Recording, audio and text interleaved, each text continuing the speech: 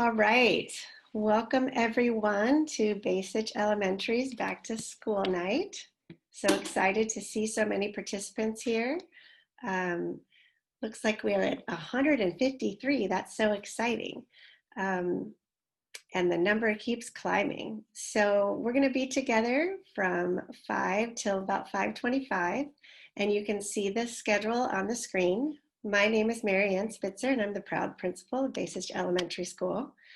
I had the translation slide up. I will show it again just in case. So necesita traducción, espera la próxima pantalla para ver las instrucciones. So just a reminder that tonight, our back to school night is all together right in a row on the same webinar. So first there's the presentation of the administrators and the welcome. And then you'll see there's kindergarten. Oh, I wonder how that's happening. Then you'll see a kindergarten presentation at 5:30, first grade at 6, second grade at 6:30, third grade at 7, and fourth grade at 7:30. And then at the end of the night, if you still have questions or concerns, at 8 o'clock, the administrators will be back on for any kind of questions you might want to ask. The chat will be open and you can ask questions on the chat. And we'll save those, and so we can refer to those later. And I think each grade level will also have their chat open and saving for questions, but there won't be time for questions throughout the presentations tonight, just at the end. So if you have a first grader, for example, and then a fourth grader, you can watch this presentation, then check out, come back at 6, and then later come back at 7:30. You don't have to stay the whole time. We'll be here. Okay. So again, one more time, just for anyone who needs translation, una vez más para traducción, para traducao. Give people time. Follow the pink dot there, or sometimes the 3 dots for Android. So puede ser estas para Android, píntenos para Android. So.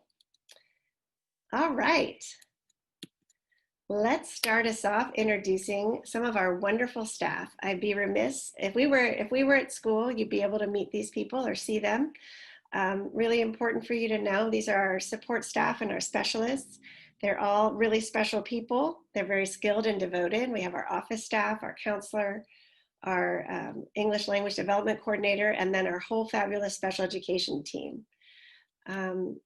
Then we also have our fabulous paraprofessionals, and they are here, and there's ones that are in the grade level classrooms, and then also the ones that work in special education.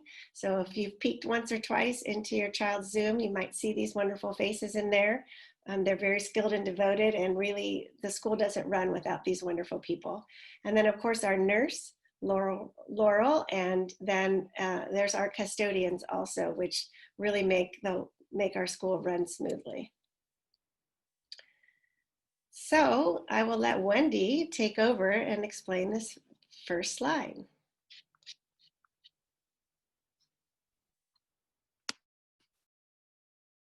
Thank you so much, Mary Ann. Hi, everyone. I'm Wendy Holmes, a new assistant principal at Bacich. It's really wonderful to be part of the Bacich family, and I just feel so fortunate to be able to work in such a supportive school community, and it's been a great start building relationships to support your children. So starting with this slide, this represents the important components of our distance learning program and what we're striving to accomplish. The through line that undergirds the development of our program is made up of the core beliefs of our district's strategic plan. Starting from the left, we embrace our culture of thinking boldly as we're redesigning education to offer a program that maintains our high quality, well-rounded learning for our students. Then moving to the next part of the arrow, we focus on essential academic standards in our core content areas through an inquiry-based and integrated approach. We also prioritize equity when building our program, ensuring all students receive the appropriate supports needed to make the progress we hope they will make every year. And we recognize that the diversity in our community is an asset, is valued, embraced, and is reflected in our curriculum. Next, we emphasize maintaining connectedness as a community and our students' social emotional well-being, even as they learn remotely. And with all these elements in place, we strive for all students to experience growth with their academic skills, social emotional wellness, and development of strong character. So now moving on to highlighting the components of our distance learning program. Starting with those learning platforms, these are the key platforms that are being used in our classes. So Seesaw is used in grade kindergarten through second grade, and Google Classroom is used in third and fourth. And these are the core platforms used for students to complete and submit their work, get feedback, and communicate with their teacher. Nearpod is something we're really excited about. It's a new program that we have in place this year. It has a variety of activities and features that help create more interactive and engaging lessons. And then Zoom, which we're all really familiar with, is a key platform we're using for our virtual classes for live instruction. And our teachers are getting really creative with Zooms that we're holding whole class lessons, breakout rooms for small group work and discussions. And teachers and paraprofessionals are providing differentiated support to individuals and groups of students. So moving to our instructional focus, these are the areas where we're spending the bulk of the core instructional time. Teaching teams are using their professional expertise to determine the essential standards and content that will be taught for the core academic areas in math, reading, and writing. Social studies and science is being integrated into these content areas, and we are intentionally including focus lessons on social justice. And we've also built time in for enrichment classes with our music, art, PE, library, and makerspace teachers. And then moving to the bottom of the screen about student wellness. During this time of distance learning, student wellness is of great importance to us. We're addressing this in a variety of ways, and I'll highlight just a couple. We've built our schedules so that every day begins with morning meetings for students to connect and check in and engage in class discussions related to different topics. Also, our wonderful counselor at Bacich, Miss Yamasaki, is visiting classrooms to introduce herself to students in Zoom classes. She's meeting with individual students who need some help and providing support in other ways. So we're really lucky to have her at Bacich to focus on supporting students with their social emotional wellness. Student supports represent the many different ways we're striving to meet the needs of each of our students.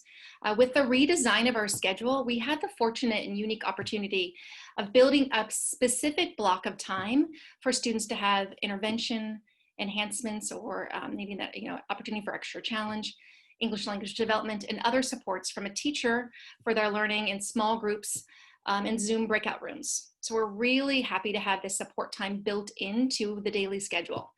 And you can see from the rest of the list here that there are a lot of other ways we're supporting students with their growth. And lastly, we know that communication is critical as your child or children engage in distance learning and for you to stay connected to Bacich. So we're so happy to have this new communication platform known as Parent Square, and you've probably been receiving lots of messages, so please look out for those messages from your child's teacher, Ms. Spitzer and other Bacich staff, and the district coming from Parent Square. Our district-wide parent newsletters are being sent out every Monday, which have messages from Raquel Rose, our superintendent, Marianne here at Bacich, Principal Althouse at Kent, and other important information from the district. And that's all we've got for that slide. Oops, thank you so much, Wendy. All right, so I know you've seen our schedule a lot at this point, and you're caught up with what kids are doing daily. But I just wanted to point out some things that were places where I think people were getting questions or wonderings. So first of all, yes, there are 3 core academic blocks that are our core subject areas of reading and math and writing. But then we also have that important student support block. And that student support block, I've had a lot of questions about what's going on in that student support block. And that's an opportunity for kids to get small group enhancement, which means extra extended work, or intervention, which means some actual repetition or reteaching from the morning or from the day before. And these are times where the teacher, him or herself, can pull the student in and give them extra support. It's also a time for our specialists to pull students and provide English language development instruction, special education supports, speech, those kind of things during that time. So that's really a nice time to have that block. And it offers a lot of opportunities that we haven't had before, a special block in the day to provide extra support and individualized instruction. Another question I keep getting is about the Enrichment Plus block. And I just want to remind you that that block is live enrichment once a week. And then the rest of the week, the teacher can either teach science or history or continue with that enrichment. And so it's another full block of extra instruction on top of the core blocks. And one thing that's really important I want to emphasize is that we have our enrichment teachers working with each grade level. So as you can see there in my little gray box, we have our music teacher, Becky Poon. We have our PE teachers, Celeste Perez, Eileen Braff, and Jean-Marc Schaefer. And we have our art teacher, Barbara Libby, and our librarian, Susan Warnick. And you should see them at each grade level. And they rotate through the Enrichment Plus blocks every 3 weeks. So every student will get all the different enrichment activities throughout the year. And then in addition to that, you can see there's enrichment choice. So after the school day is over, that's synchronous, your student can still go to the enrichment choice board and click on the awesome videos, and they guide your student through any of the various activities of music, PE, art, or library. It's super fun. One thing I want to remind you, you can see on the schedule, but our school day is 8:30 to 1. So the expectation is that your student stays connected with their teacher throughout the day. It's the school day, and I know it's very different than we've had before, but we do really want kids to be in their class with their teacher from 8:30 to 1. And that it's certainly not quite as long as the school day was before, but our teachers have been working very hard and making excellent plans all day long to support your child in full synchronous class instruction, small groups and breakout rooms. And so if students are coming and going or not showing up for one class or another, it really disrupts the flow of the day and the plans that the teacher has made for each and every student. I'd hate to think that your child was supposed to get a special support and student support block, but they didn't stay throughout the day to make it through to connect with that class. So just a reminder that our school day is definitely from 8:30 to 1. All right, let's see here. Okay. So I did want to remind you, I want to tell you that I'm so pleased with the partnership that we're having with our parents, and the expectations that parents are following through with has been so impressive. I've gone into so many different classrooms and I see students at a comfortable seating area. I see their materials. I've seen whiteboards in the background. Their little water bottle ready, sitting up. Some have headphones on, and I know that has to do with the parents and finding, a quiet place for them to work and clear of distractions, and that's so appreciated. Another expectation that's been really important is helping your child and supporting them, especially logging on for the younger kids. But I do want to encourage you to give your child privacy and let them participate fully in the school day as they normally would. And that might mean maybe asking questions of their teachers, not really understanding and having to learn how to be independent and ask questions. And this is certainly very different than the school year, but we want to do our best to make it like we're live. And so that means your child will need to navigate some things on their own. And we definitely do want to respect the privacy of all the kids. And so to make sure that the parents aren't going to school with their child every day, but that their child is trying to attend and go to school on their own. We usually don't have a window into our child's world as a student. So I can see where it's super tempting to want to see what's going on all day and how your child is participating. But we definitely want your child to learn to be as independent as possible in the school day. And so again, just encouraging your child to communicate with their teacher about what's working and what's not, sending them an email, writing something in the chat, raising their hand, talking to their teacher in a breakout room or during office hours or student supports. And then of course, reminding your child that asynchronous learning is available after lunch. And those videos are just so much fun, and they're really some great activities.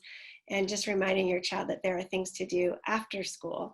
And I know that that'll come with the parent support. Go ahead, Wendy. I'll unmute myself. Excellent. So as we're thinking about our teachers' expectations and students' expectations, I first just want to say we're just so grateful to our teachers, our Bacich teachers, for the incredible work they have done and continue to do to provide the highest quality program in this distance learning format. They are working tremendously hard, and kudos to them for their great collaboration and all their hard work. Along with holding a morning meeting to kick off every day, they're providing live instruction as part of every core block as a whole class or in small groups or sometimes both. They're teaching lessons and units based upon the essential standards, and they're giving, they're monitoring their students' learning in different ways as they're looking at work, and they're thinking about the ways that students are contributing, the kinds of ways that they are providing, submitting work. They're really thinking about that feedback that they're providing students, giving feedback to students about their learning. They're also communicating regularly with families. So those are some of our expectations for teachers. And as far as students, we're really proud of your children for the hard work and flexibility as they learn in this new way with us. They really are doing a great job.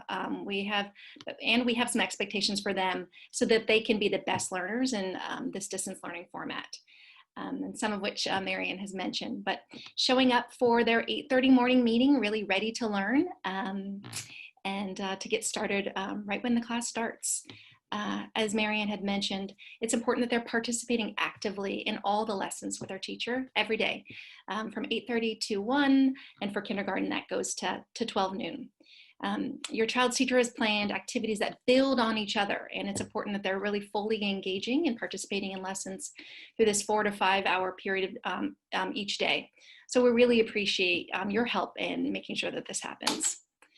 Also, it's also important is following the grade level online expectations that we have for our students and being a respectful digital citizen while on Zoom and other platforms that they're working within. Just like when we're learning together in classrooms at Bacich, we're asking students to be thoughtful about what they say and what they do, to be respectful and responsible members of the Bacich community, and to do their very best every day.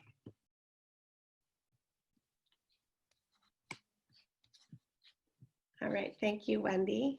See if I can find my cursor. All right, so the PTA and KIC made you an awesome video to watch to welcome you to a new and different school year. And so I will let them speak in their video. Let's see if I can do this.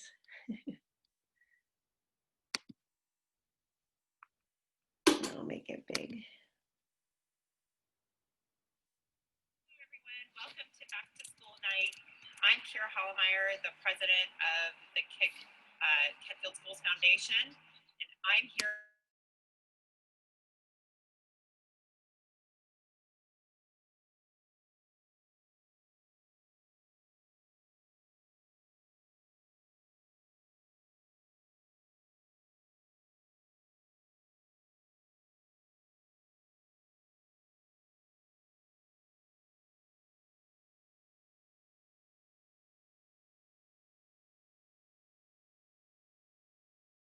in part in an advocacy group.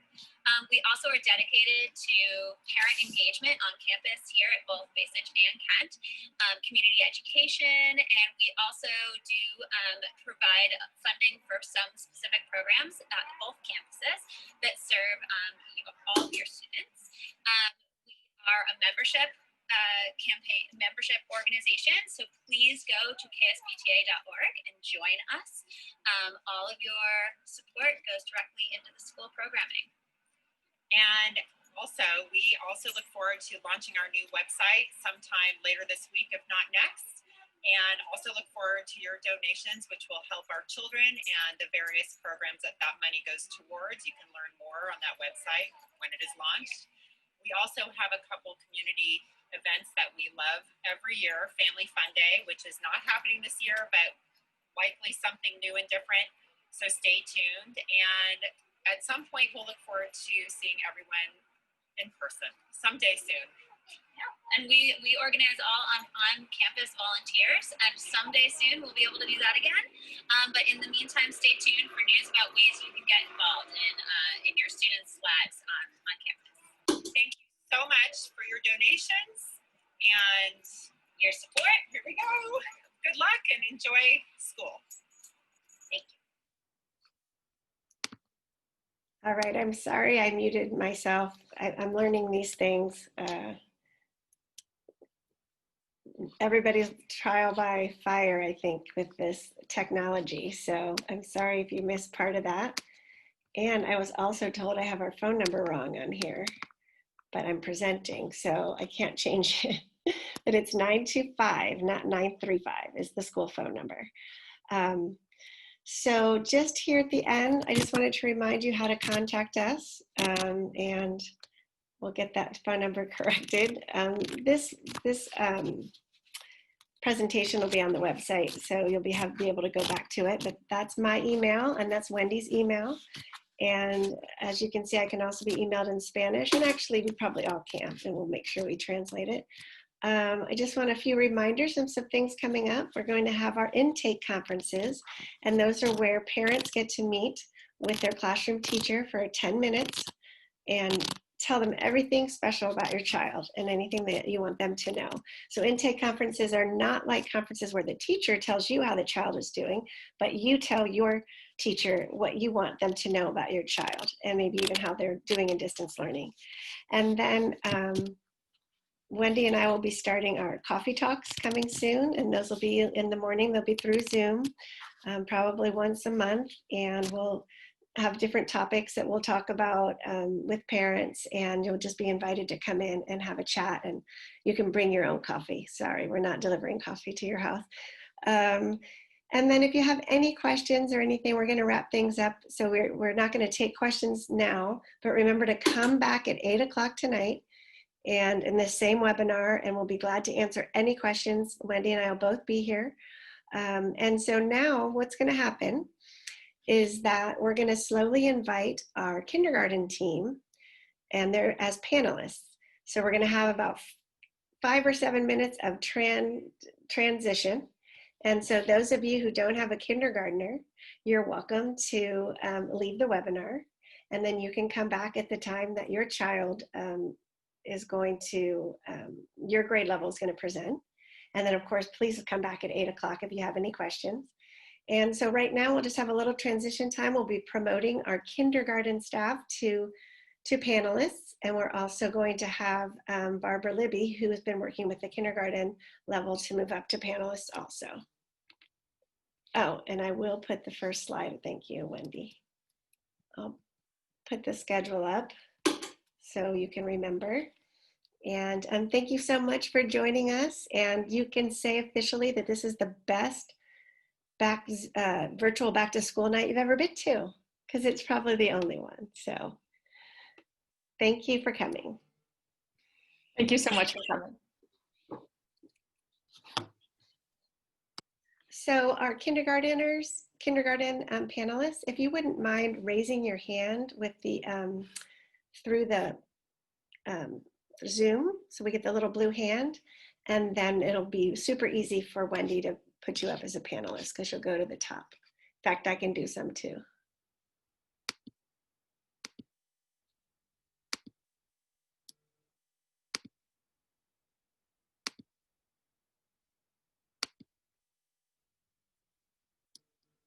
Nice work. Oh.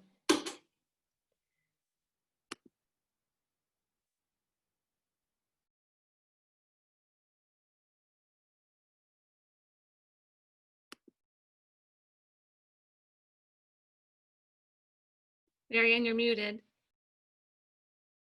Hi. Hi. Hi. Talia, can you hear me? Yeah, I can hear you. You can hear me? I sure can. So Can everybody hear me? I can hear you. So just Hi. we still have 156 attendees. So there's Hi. Hi, Bacich families. Hello. We have 5 minutes. We don't want to start before they're ready, before we let everyone come in. But one of the things we want to work on is the translators are saying that we're talking a little too fast. So it's hard for them to translate. So maybe slow it down a little bit. I think when we're nervous, we talk fast anyway. So thank you for that. And then I will stop my share. And Mrs. Spitzer, I shared our back to school night slideshow with you. Would you share it from your screen or would we share it from ours? actually, I think it's better that you share only because then you can advance it and things like that. Okay. I already checked it out. The panelists can share. I checked it out with my husband last night. So it should work. Right. Do you guys want me to share it? Sure, if you have it ready to go, Talia, that would be great. Okay. Let me check. Okay.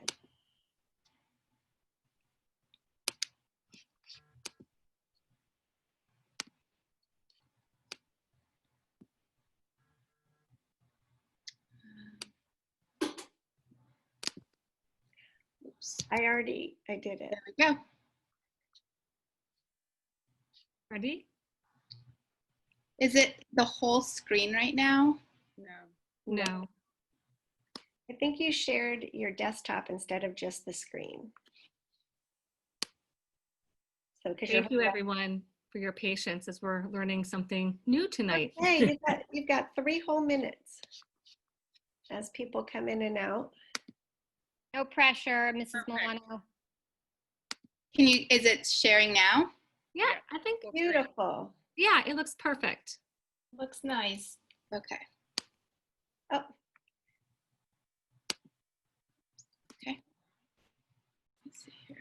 All right.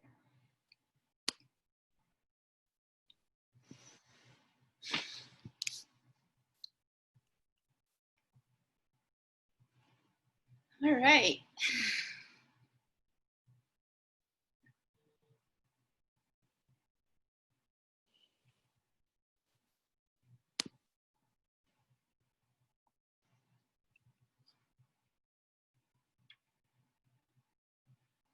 This is where kindergarten usually does some stretches, but we won't make you guys do that.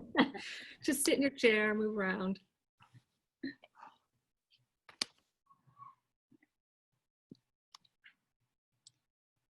All right. Should we get started? Sure, I think so. well, I mean, we could welcome everyone who's showing up for the kindergarten presentation or who stuck around. You do have a minute or two. I don't know if, I'm kind of assuming if you were here during the beginning and you stayed.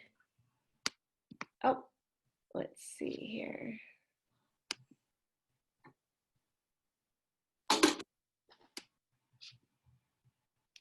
Yeah, I think you ladies are welcome to start.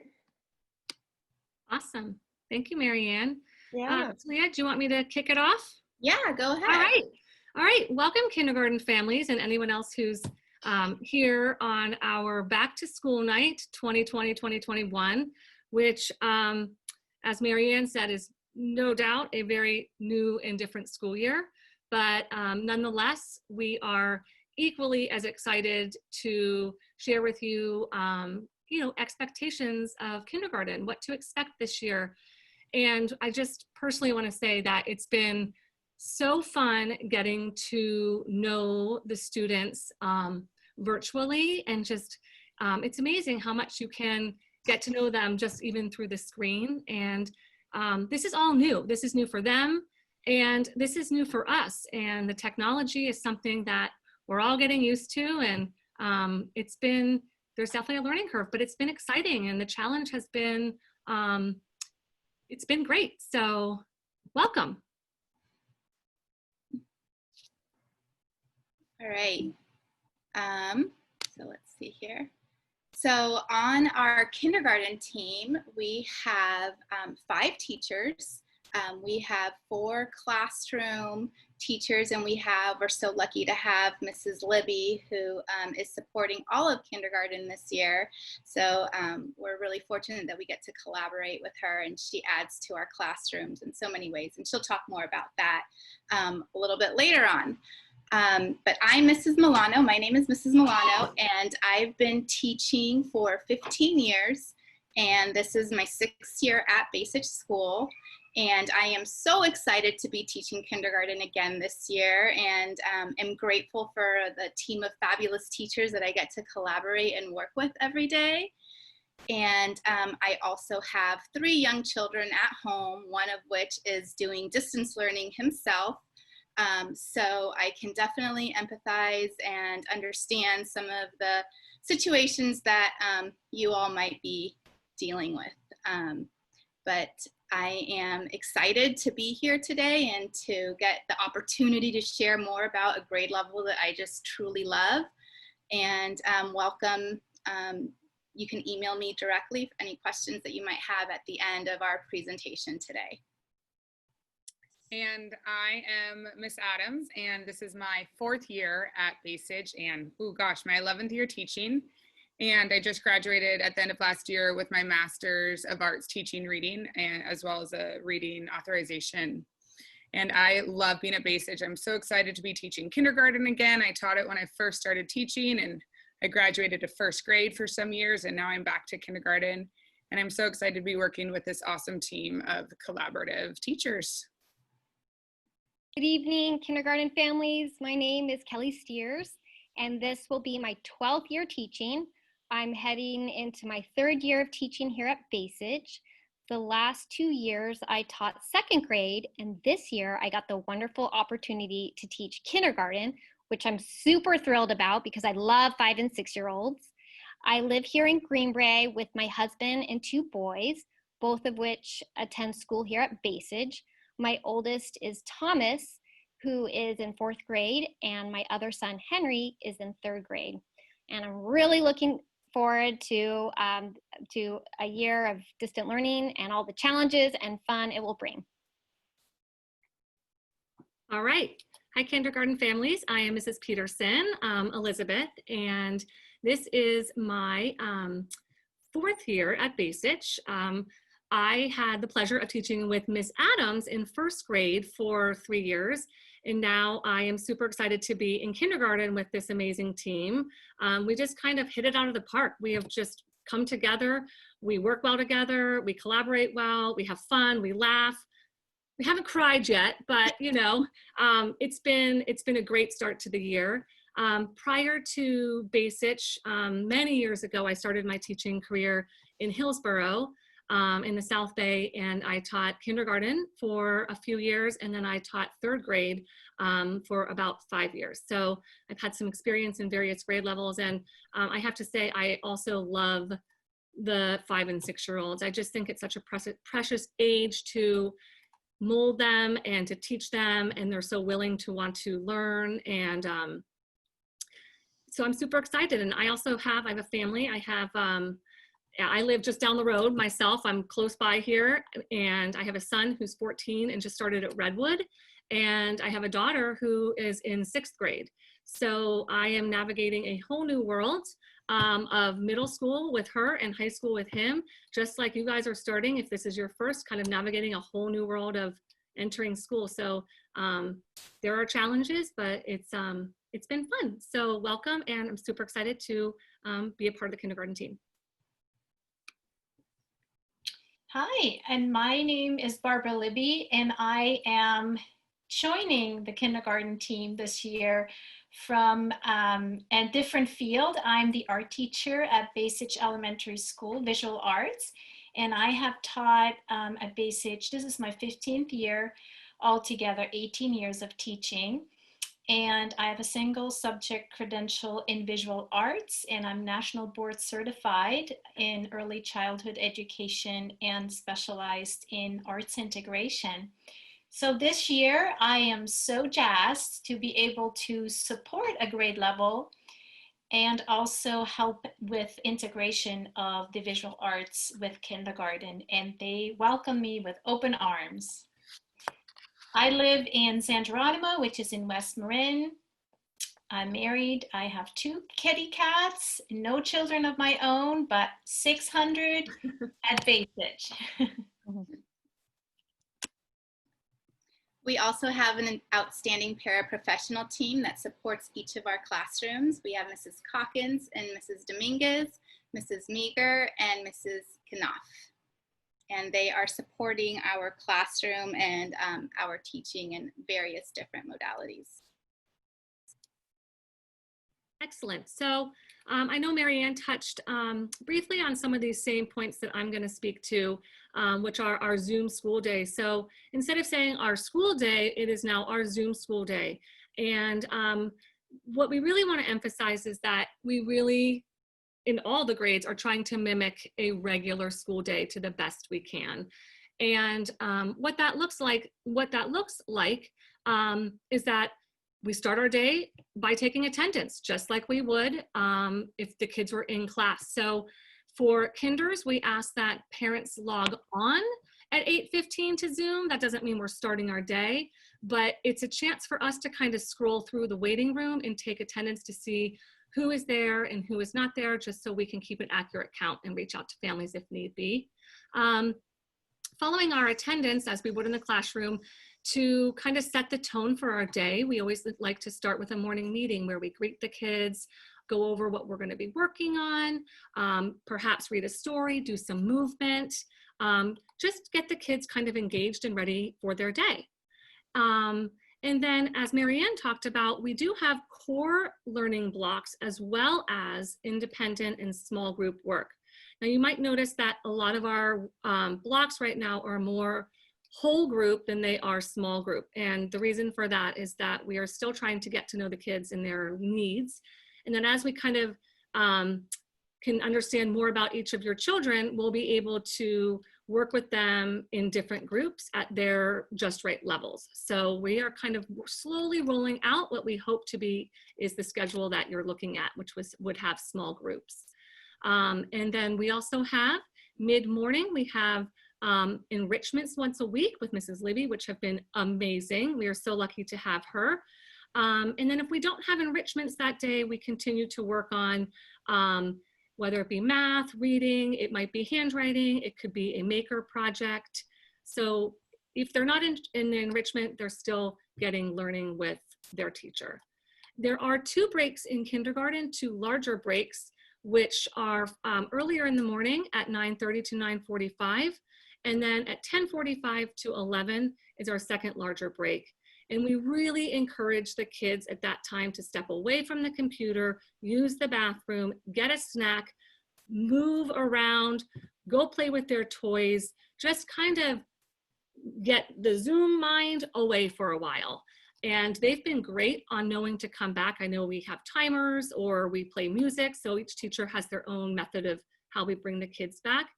And then, as many of you know, we've just started rolling out office hours, which right now we're using to do some extension activities or get an activity that we haven't gotten to during the day, or maybe it's a fun activity. It could be an I Spy activity, or I did one yesterday, I'm thinking of an animal and giving clues. And eventually we'll use that time again to pull some smaller groups to work with their teacher on specific needs. And then our day ends at noon. So I know that you've seen various schedules, but kinder ends at noon. It's an action-packed day. The kids are doing great, and they should feel really proud. So that's the kindergarten school Zoom day. Okay, so we can't stress enough the importance of making sure your child is ready for each day. If you haven't already done so, please set up a learning station for your child. Ideally, this learning station should be set up in the same spot each day where your student can find all the necessary learning supplies and materials. Over the next few weeks, we will be introducing the children to some apps. All these apps can be accessed through the QR code that we'll be sending home in this Friday's materials bag. It looks like this. And then please remember high quality snacks and 10 to 13 hours of rest each night goes a long way for these kindergartners. And just to jump in on that QR code, parents, you can use the iPad's camera to access it, and it pops up all of the learning apps. So it will definitely take some practice, but it really streamlines it for the students to not have to go to all these different screens and logins, just to have it kind of on one nicely organized platform, if you will. Thank you. Here. Okay, kind of going back to what Mrs. Steers was talking about, the materials are very important, and we realize that there are a lot of things coming home. And we are in the process of, we've just placed an order for folders to help manage and organize the materials. At the learning station, we ask that you do have a supply box that they can house their pens, pencils, glues. And we're hoping to actually do a little maker project with a shoe box that we had requested, that the kids will decorate to keep all of their school tools, whether it's scissors or books or pencils. Next, you have already done this once, and so it is the pickup and drop off of materials. So on Fridays, we had our first materials pickup last Friday, where you will get the materials for the week. And Mrs. Milano and Mrs. Adams are 1 p.m. to 2 p.m.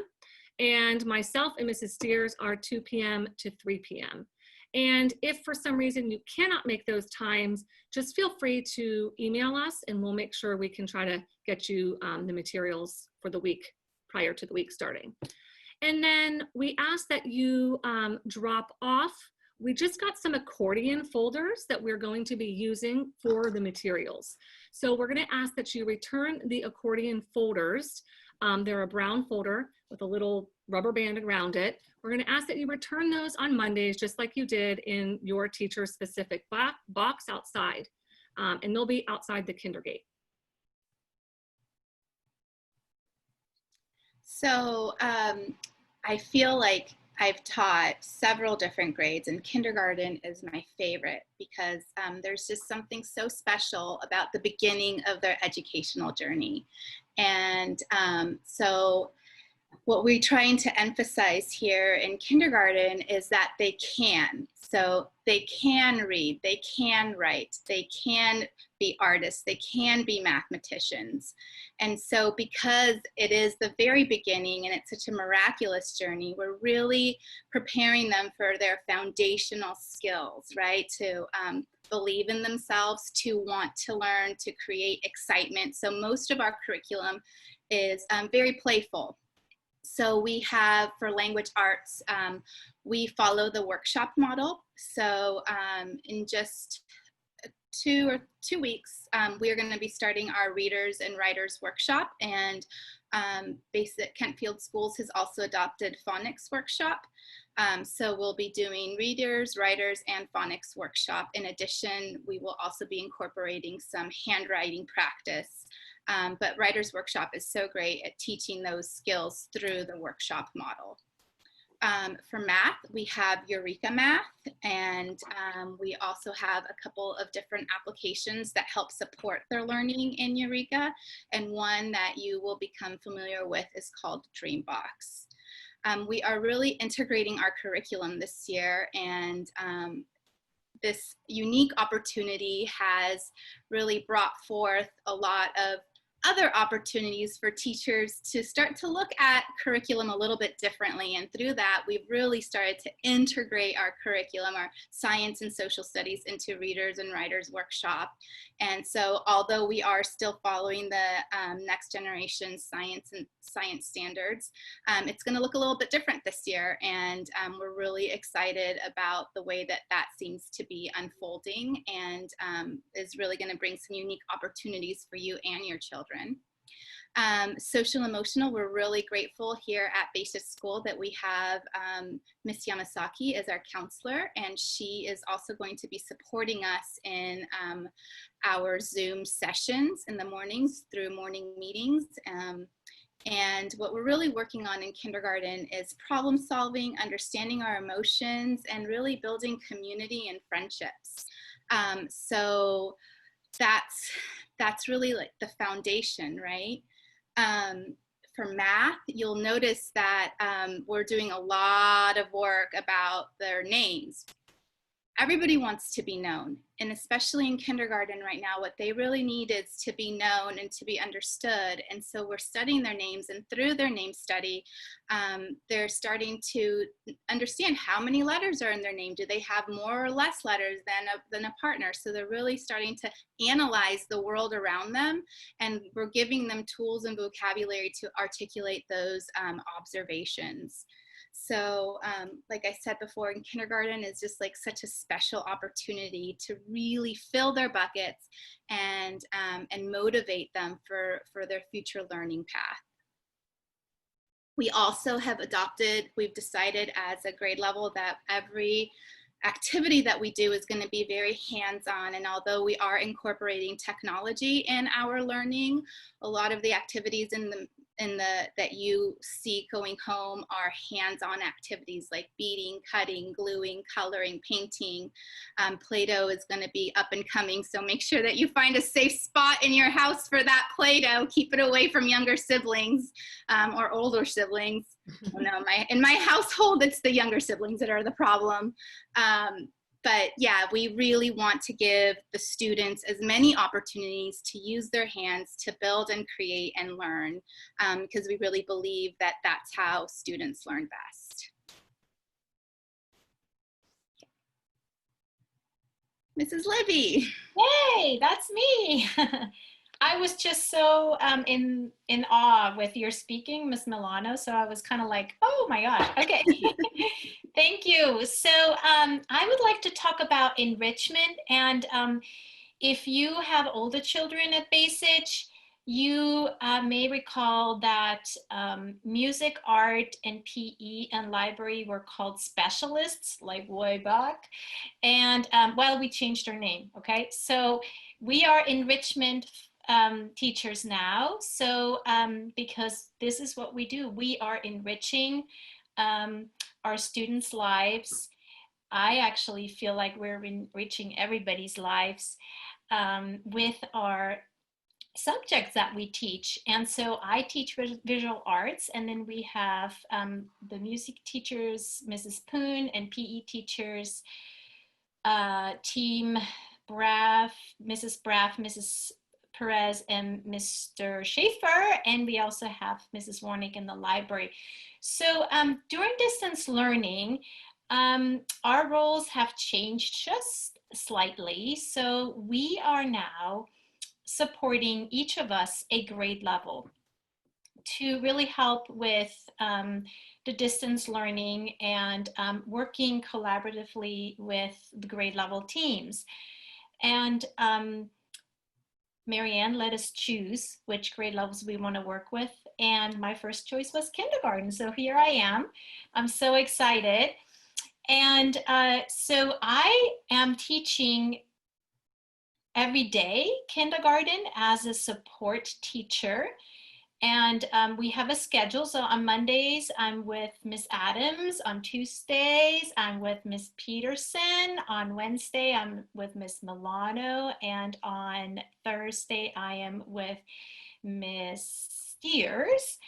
And then, yes, I am working on Fridays. Don't worry. I am working on Fridays with a third grade class because we have 6 third grade classes. So then I hop over to third grade and I'm working with Mrs. Colwell's class on Fridays. Now, during the enrichment slot that you saw on the schedule that Marianne Spitzer shared with you earlier, that's when I teach my designed lessons for art. And I'm doing that for 3 weeks blocks. And then actually, Miss Milano, if you want to just advance to the next slide for a second. Thank you. Sure. Here you can see what the schedule looks like for all the enrichment teachers. And I know this is really complicated. It's really complicated still in my mind, so I need this visual to look at. So in 3 weeks' time, all of us are rotating to a new grade level, but only for our enrichment block. So my next enrichment block grade level that I'm going to teach is 4th grade, as you can see that. And then I'm going to 3rd, and then the 2nd, and to 1st. So by November the 16th is going to be our last rotation. And then, of course, we're going to keep doing that all year. So just knowing that each grade level will get every enrichment specialty block during their enrichment block. If you want to go back to the other slide, Ms. Milano, thank you.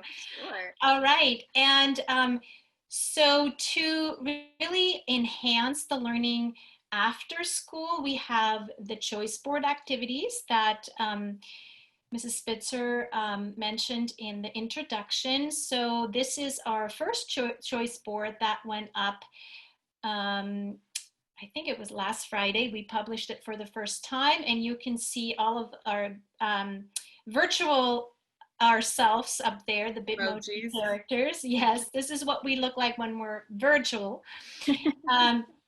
So we're up there, and we have links in our speech bubbles, and those links are live links to videos that either we have created ourselves or videos that we are researching and putting lessons together that other teachers have created. So we're curating this site, and it's going to be republished every Monday. We will have new videos available, and these choice boards will be sent via Google Classroom or Seesaw, actually, in kindergarten. And I know we haven't really started Seesaw yet, but we will get there.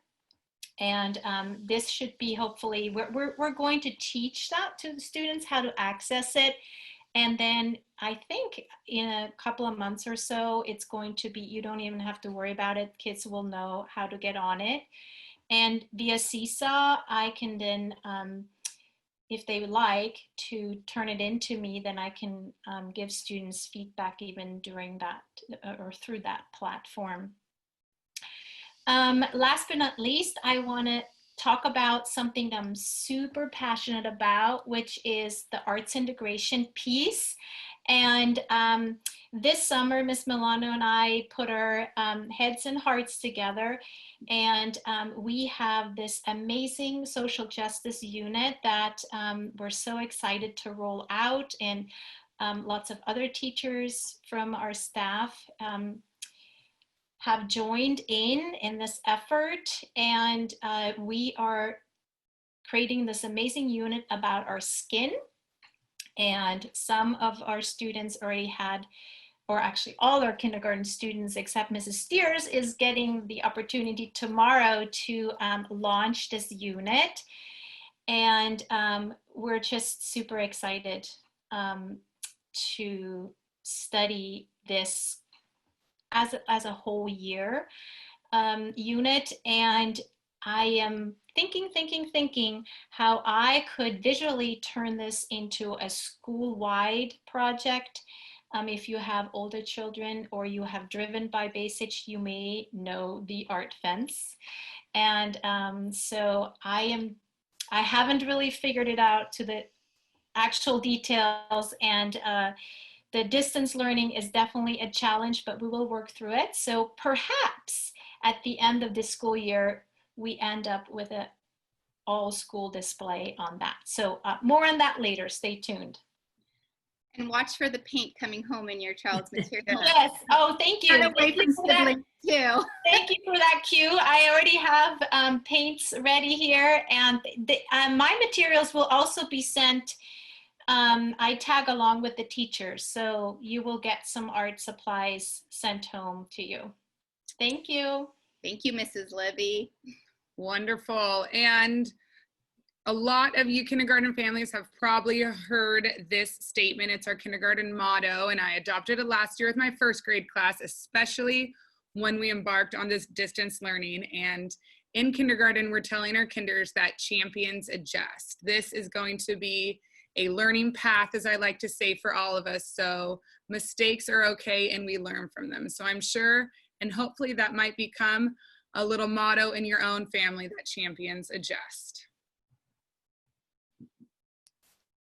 And as mentioned earlier, we will be rolling out learning apps one at a time.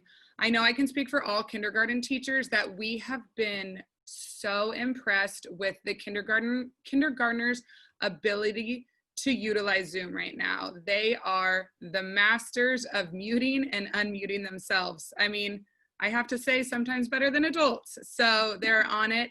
And it is so fun to see them feel proud of themselves, to communicate with each other and just kind of take control of their learning. So they've mastered Zoom, and that was really important to us that they had confidence in Zoom before rolling out these different learning apps. So we will be using Seesaw, which I know has been mentioned prior. It's an online portfolio where students can complete activities and you can also see their work. You can give them likes, and it's just kind of a in real time virtual check-in.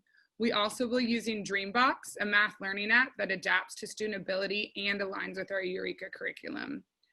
We will also be using RazKids, which is a reading app that is matched to your students' ability, and it also provides an online library for students to read from, which is really great. It gives them an opportunity to listen to the book, to read the book, and then to also take a comprehension quiz at appropriate levels. So that's a great way for students to have more access to books as well. And Bacich as a whole utilizes Core 5, which is a comprehensive learning app that supports language and reading development and comprehension. And it is a great way for students to build their phonemic awareness, their phonics skills, and just overall become stronger readers. We have a few volunteer opportunities this year. Each of us teachers will need 1 to 2 project helpers to assist us in preparing student materials for the start of each week. This job includes cutting, tracing, and making copies. The lead room parent assists the teacher with various jobs and serves as a liaison between parents and the PTA. More information to come about Mystery Reader from your child's teacher. All sign-ups will take place through Parent Square.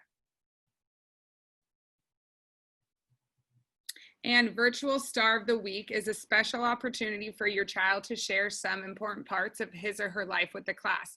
And what's really great about how we're doing the Star of the Week is we're going to utilize Seesaw for it. So the template will be on Seesaw, and students will have a chance to play around with all the different tools on Seesaw to complete their Virtual Star of the Week. So stay tuned for when your student will be the Star of the Week. So we have different ways that we're going to be communicating this year, and aside from our weekly newsletters that you're going to be receiving through Parent Square, we also, of course, have Zoom. Seesaw is a great way to interact with your child's learning on in a digital basis, and that's going to be rolled out in the next few weeks. But there's lots of different ways to communicate, and feel free to also be old-fashioned and just send an email.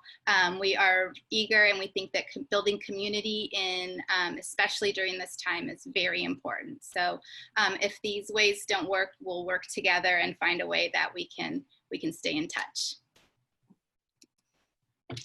Great. And thank you so much for coming to our virtual back to school night. We're so excited to be part of this amazing community and really be making history with you guys. So thank you.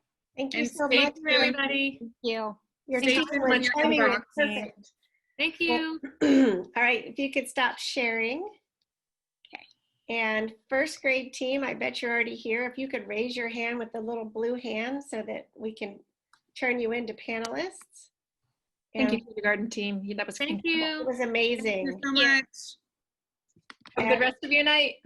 Thank you. I'm just going to share our screen that shows translation as people are switching off. And let me help Wendy with the, let's see here. Let's see. Change to attendee.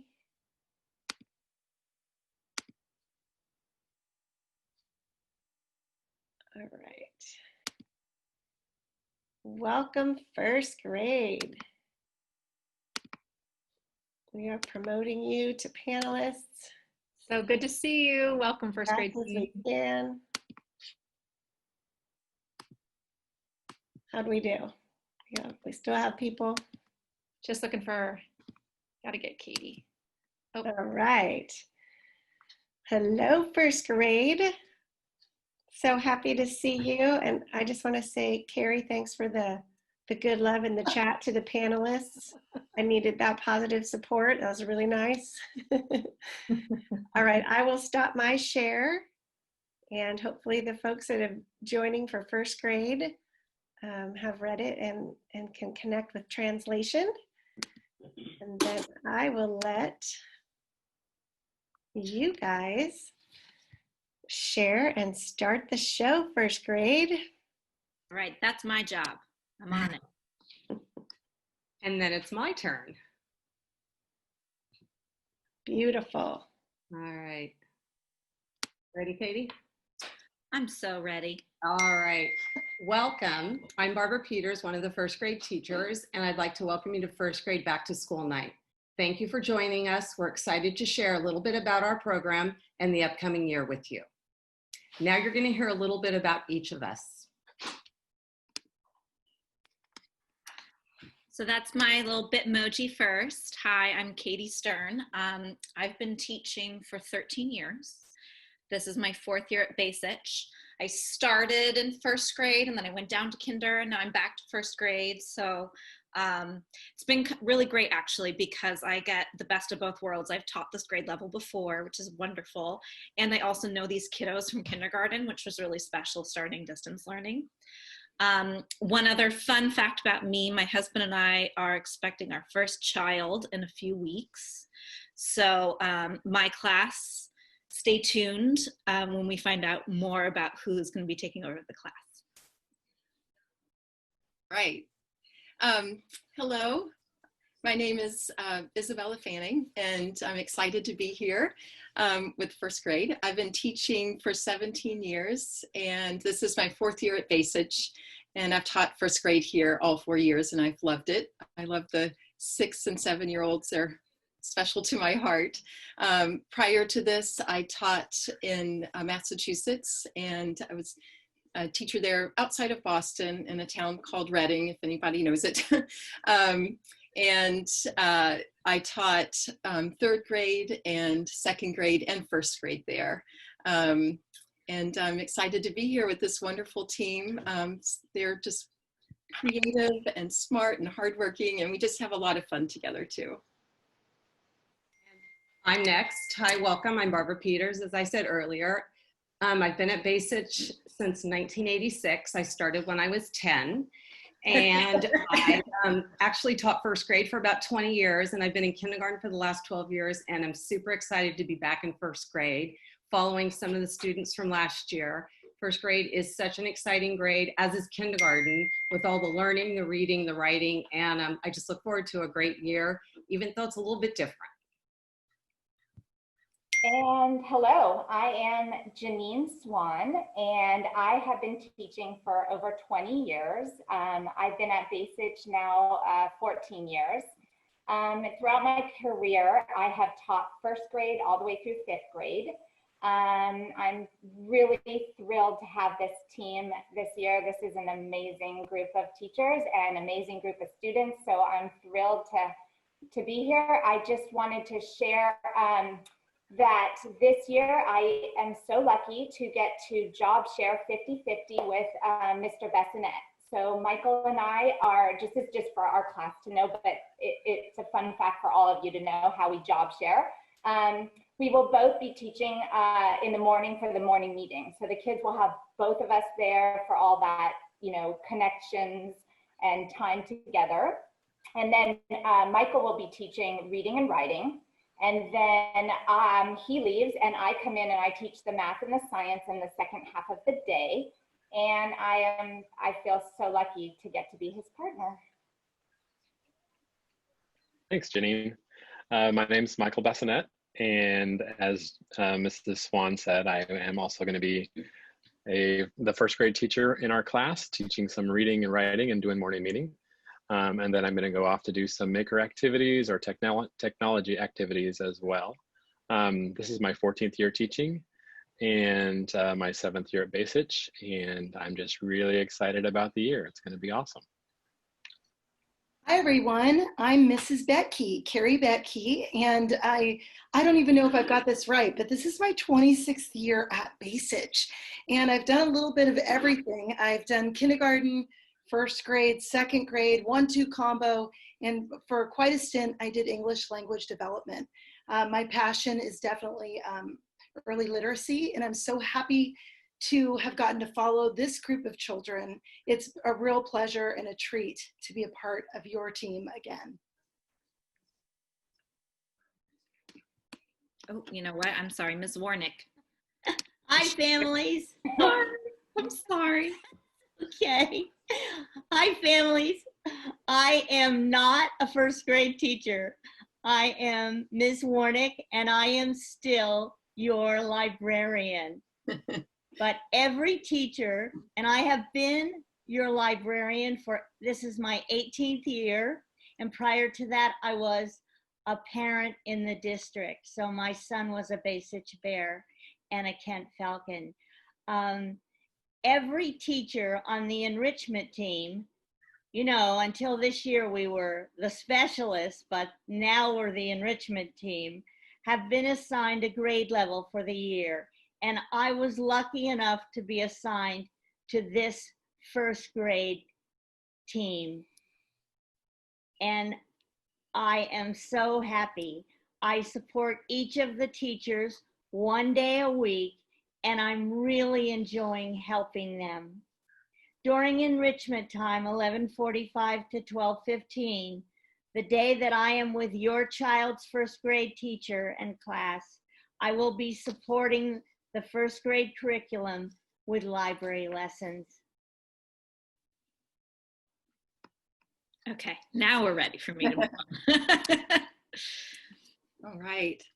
So I'm going to talk about our schedule. Here it is. School looks different than it did in the spring, that's for sure. All grade levels are have a schedule with live instruction, at least 50% live. And our school has tried it, or is trying its best to provide a regular school day, even though it's not exactly what it would be like if we were all at Bacich. But we have really tried to provide and mimic what a real school day would look like. And we could call it the school Zoom day. But our day is from 8:30 to 1 every day. And your child is expected to be at school during that time because we are teaching live instruction during that time. And that's the most important time for your child to learn, an important way for your child to learn. And I'm sure they wouldn't want to miss having that one-on-one time or small group time with their teacher, or building relationships with their classmates, and just building a classroom community. We do a lot of that throughout the day too, in addition to learning from our core content areas. So I just feel like I can't stress that enough. It's so important for your child to be there throughout the whole day. I'm going to talk about just that first half of the schedule, and then some other teachers will talk about the rest of it. So I just wanted to talk a little bit about morning meeting and what that looks like. And it's so, it starts right at 8:30. It's important for your child to join us right then, because we start the day off with some games or special ways that we say hello to each other and we get to know each other a little bit through those activities. We do some body movements and breaks and things like that during our morning meeting too.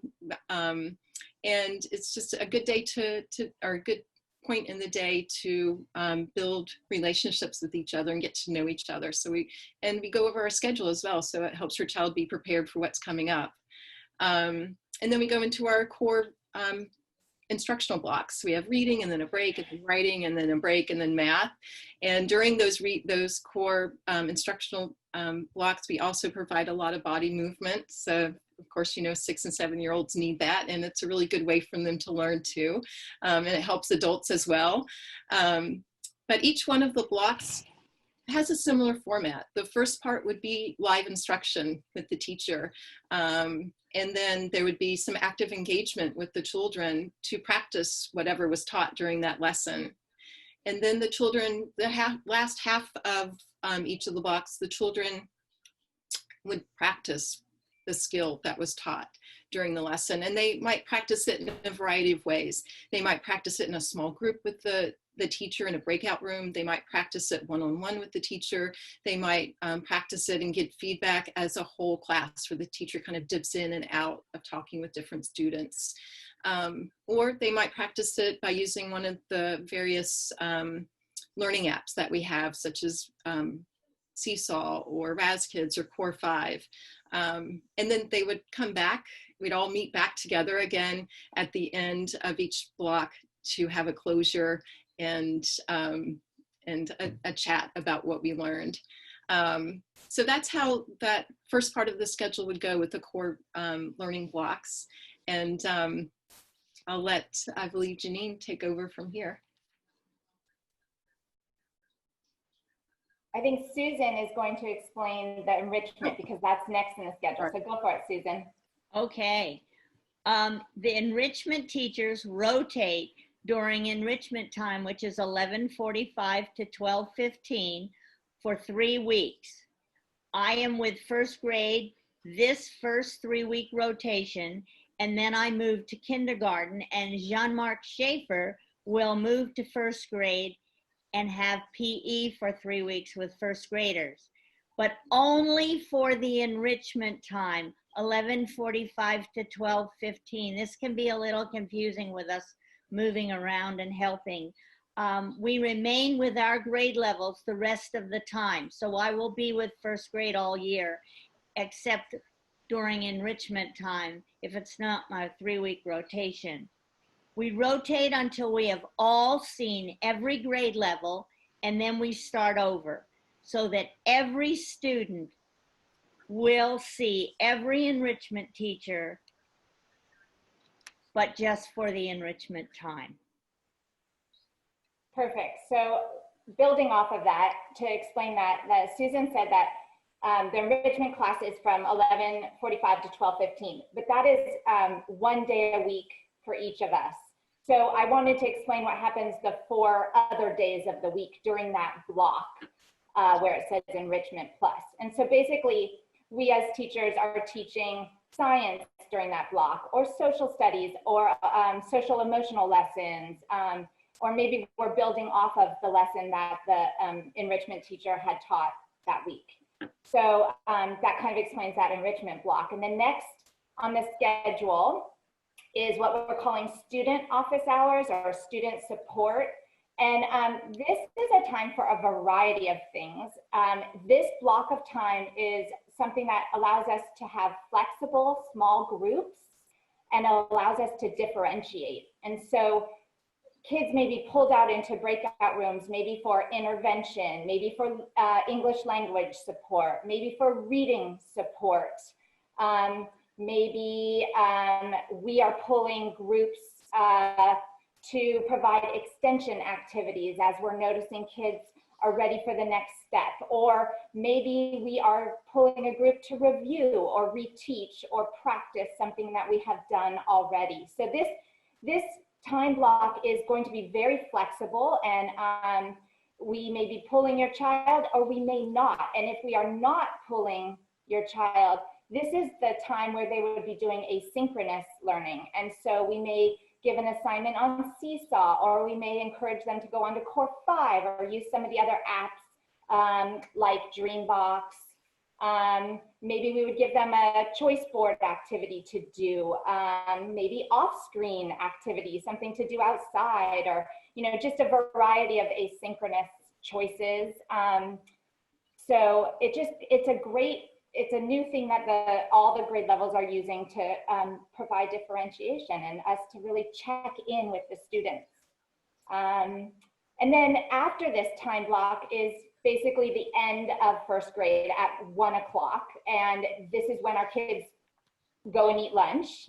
And this is when first graders actually are famished. They are asking for lunch even an hour before this. So they go off and they have their lunch, and then Susan will explain. There's been a lot of questions about this last part on the schedule. That's the 1:30 to 2:30 part. So Susan's going to explain that. Right. It's the Enrichment Choice Board, and it is optional. And it looks like this. If Mrs. Stern would show the choice board. Thanks for that auditory cue. And here it is. And I know Mrs. Poon sent a link last Friday to all the families, and some of the families have shared with us that you did watch some of the links and our videos. The link will appear in teachers' newsletters, on the distance learning page, on Google Classroom and Seesaw. And most of your students will access it through Seesaw, and we will be showing them how to do that. After lunch, 1:30 to 2:30, like Mrs. Swan said, parents are encouraged to have their students choose one or more enrichments by clicking the Bitmoji. And this is optional, but it allows our students to have more opportunities with the enrichment teachers and art and music and PE and library and maker eventually. I see Mr. Bessonette. Are you still on there? No, I guess you're not. Yes. Okay. I can't see with these glasses on. So I hope everybody understands that we see each teacher once a week and we rotate every 3 weeks. It's a little confusing to understand at first. I know it's new for us too, but, and I hope you enjoy our videos. Hi, so I'm seeing some wonderings about how to find those enrichment activities, and by now they're probably parked in your student's Seesaw. So just so that you know, if you check Seesaw, you should be able to access that special learning. Speaking of learning, you need to make sure that your student has a learning station. Or if you go somewhere, if your student goes somewhere else for learning, maybe you need to figure out a portable learning station. Something where your student can bring their materials and they always know where to find everything that they need. So if you go from home to home or to a child care center or pod learning, you want to make sure that you have everything that we gave you in that brown school bag, as well as additional materials to make sure that your student can fully participate during the school day. You're going to want to make sure that maybe your student benefits from headphones. That might work for your child. One thing that's recommended too is if you are at home for this time to do the learning station, keep it in the same place. Build a routine. That's going to help your student with independence and responsibility. That's a big deal in first grade. We really want students to be responsible and independent for their work. We find that by having a learning station, they get really good at finding their materials, and you're gonna like this, they can get good at cleaning up too. They can. What we did at the beginning of the year, we did use a box to make a learning kit.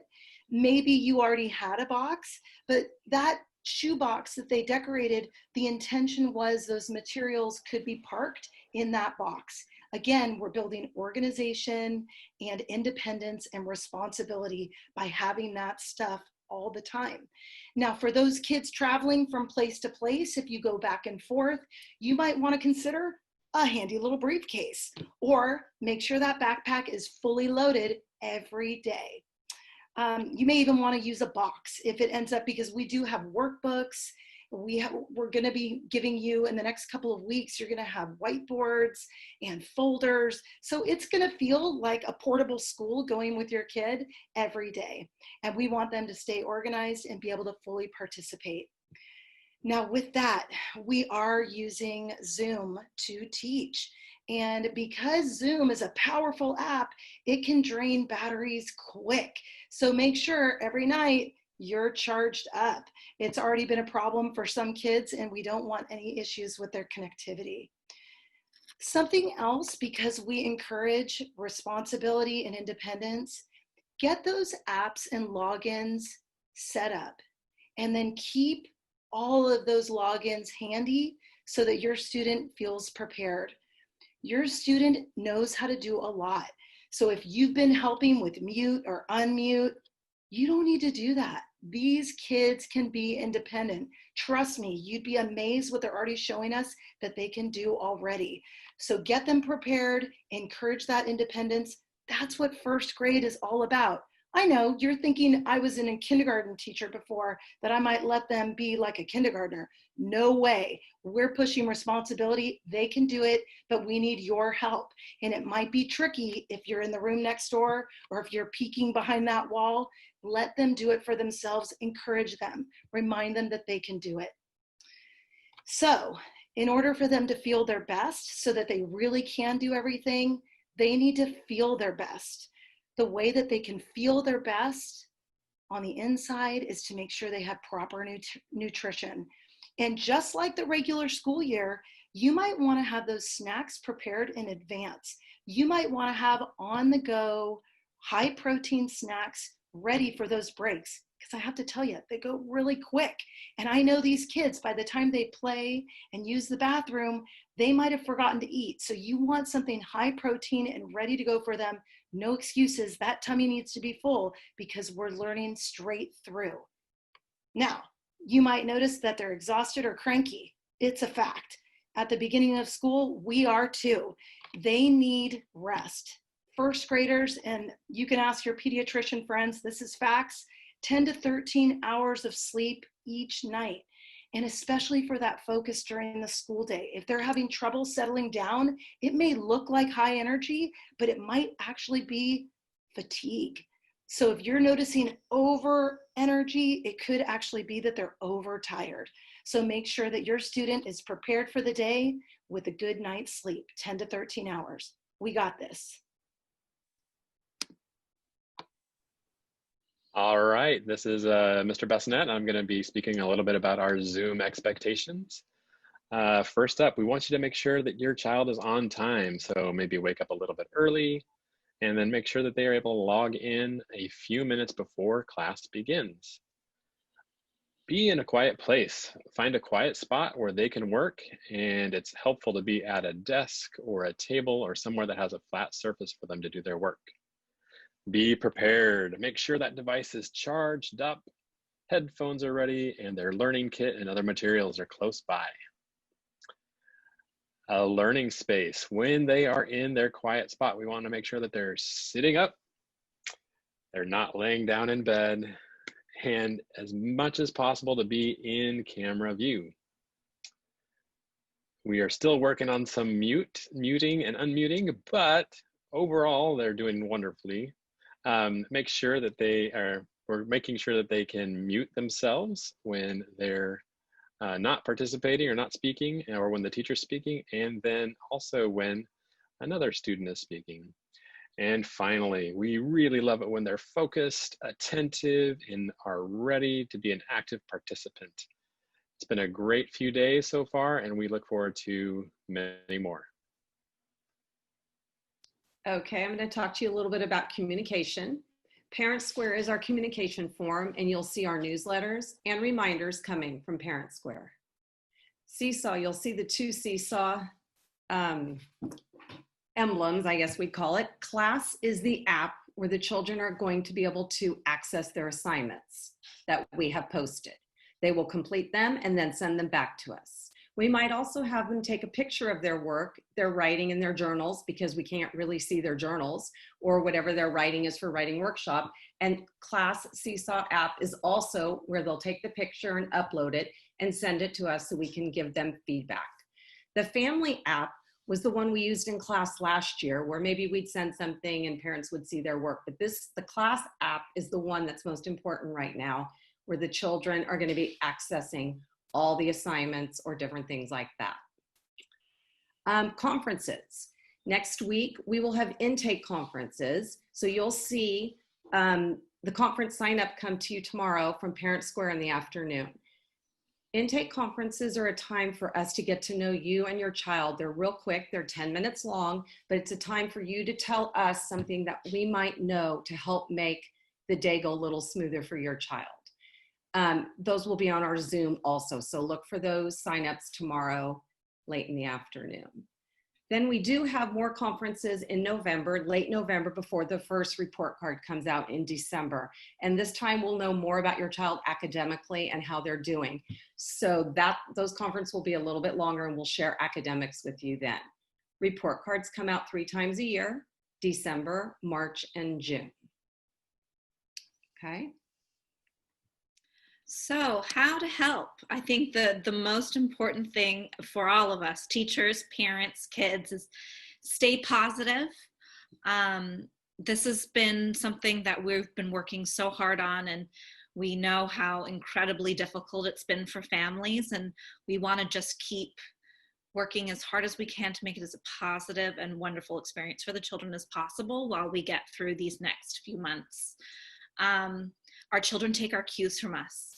So if they're sensing our stress or anger, they're going to start to feel it too. So it's really important to try to stay as positive as possible and be communicative with us. I've really appreciated already families reaching out and asking questions and wanting clarification on things. It makes me a better teacher because I also need to know what's not clear about what I'm doing in my classroom, and also how we can continue to tweak distance learning to really make it work for the kids and families.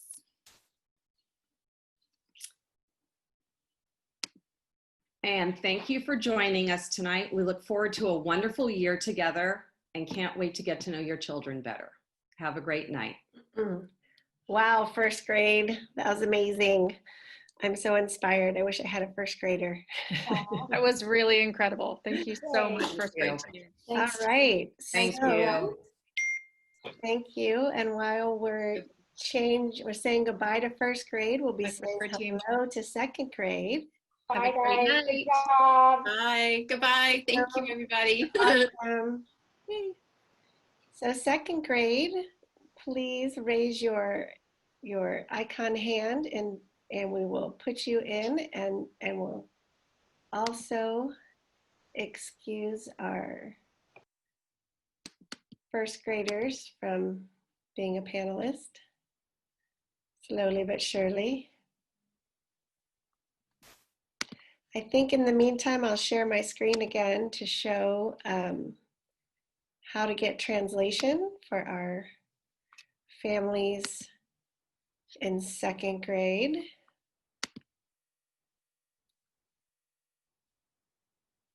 So second grade families that are joining us, we're just bringing our second grade teachers in to be panelists.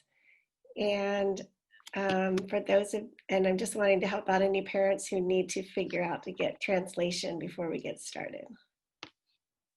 How we doing, Wendy? Do we have everybody? I think we might have everybody now. Yes. Are we missing anyone on the panel? Okay. Do we have our enrichment teacher? Mr. Schaefer might, I think he's coming. All right, we'll look for him, and when he shows up, we will add him. All right. Sounds good. I will stop that share, and you guys have a couple minutes. Do you have a person who's going to be, all right. Lindsay. Slide deck lady. You want to share your screen? Sure, yes.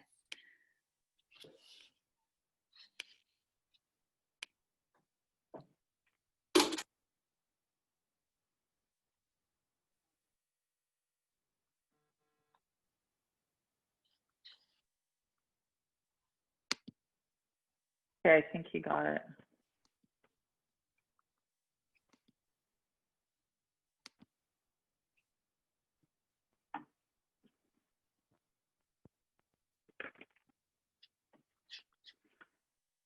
Maybe not.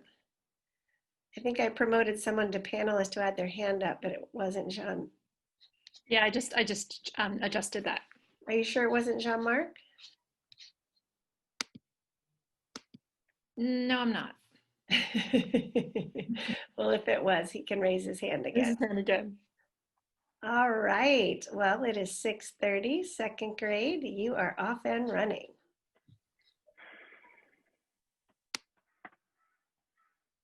All right, welcome to second grade for the 2020-2021 school year. We're so excited to be here. Teo, do you want to introduce? We want to start You first. want to start? Is Mr. Hausman in here? Oh.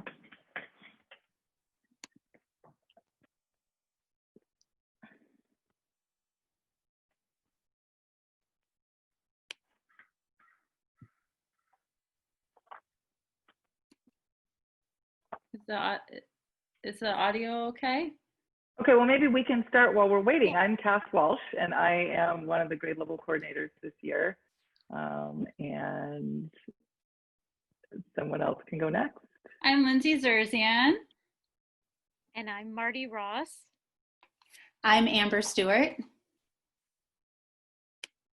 And do we have and our other friends yet? His audio has not been working. Maybe he doesn't even hear us. Do you think? And we have the amazing Teo Hausman. Oh, you didn't hear me before? No. Can you hear me now? I guess you can. Yes, my name is Teo Hausman. I'm one of the second grade teachers and one of the grade level coordinators. Mastering, unmuting, and muting. So we just got a little glimpse of our schedule.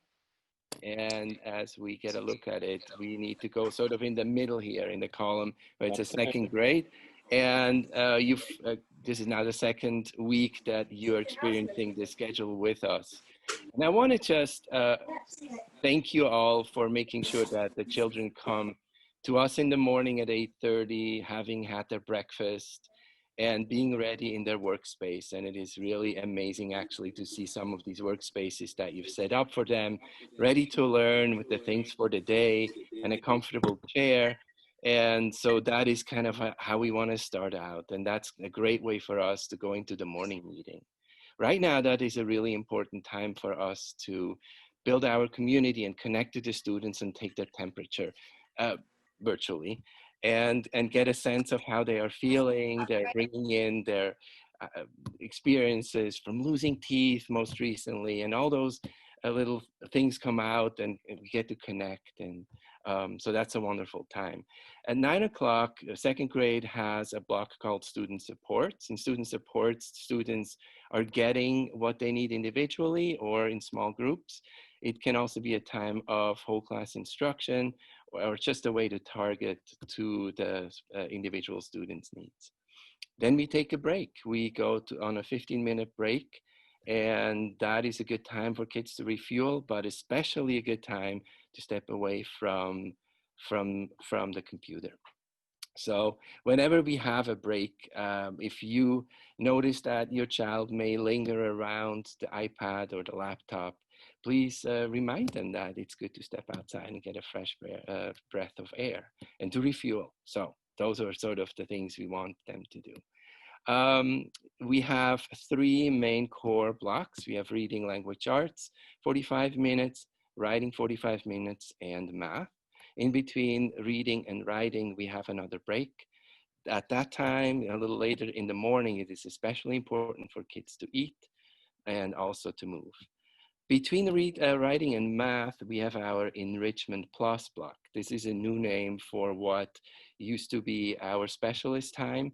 That is when our specialists, PE, art, library, music, come visit us, and we have the benefit of their direct lessons 1 time a week, and also a specialist stays with us for the duration of 3 weeks and is with us during the other instructional blocks. So this is a new way of working together with the specialists that is really fun and also supports the students and us teachers in getting to the kids.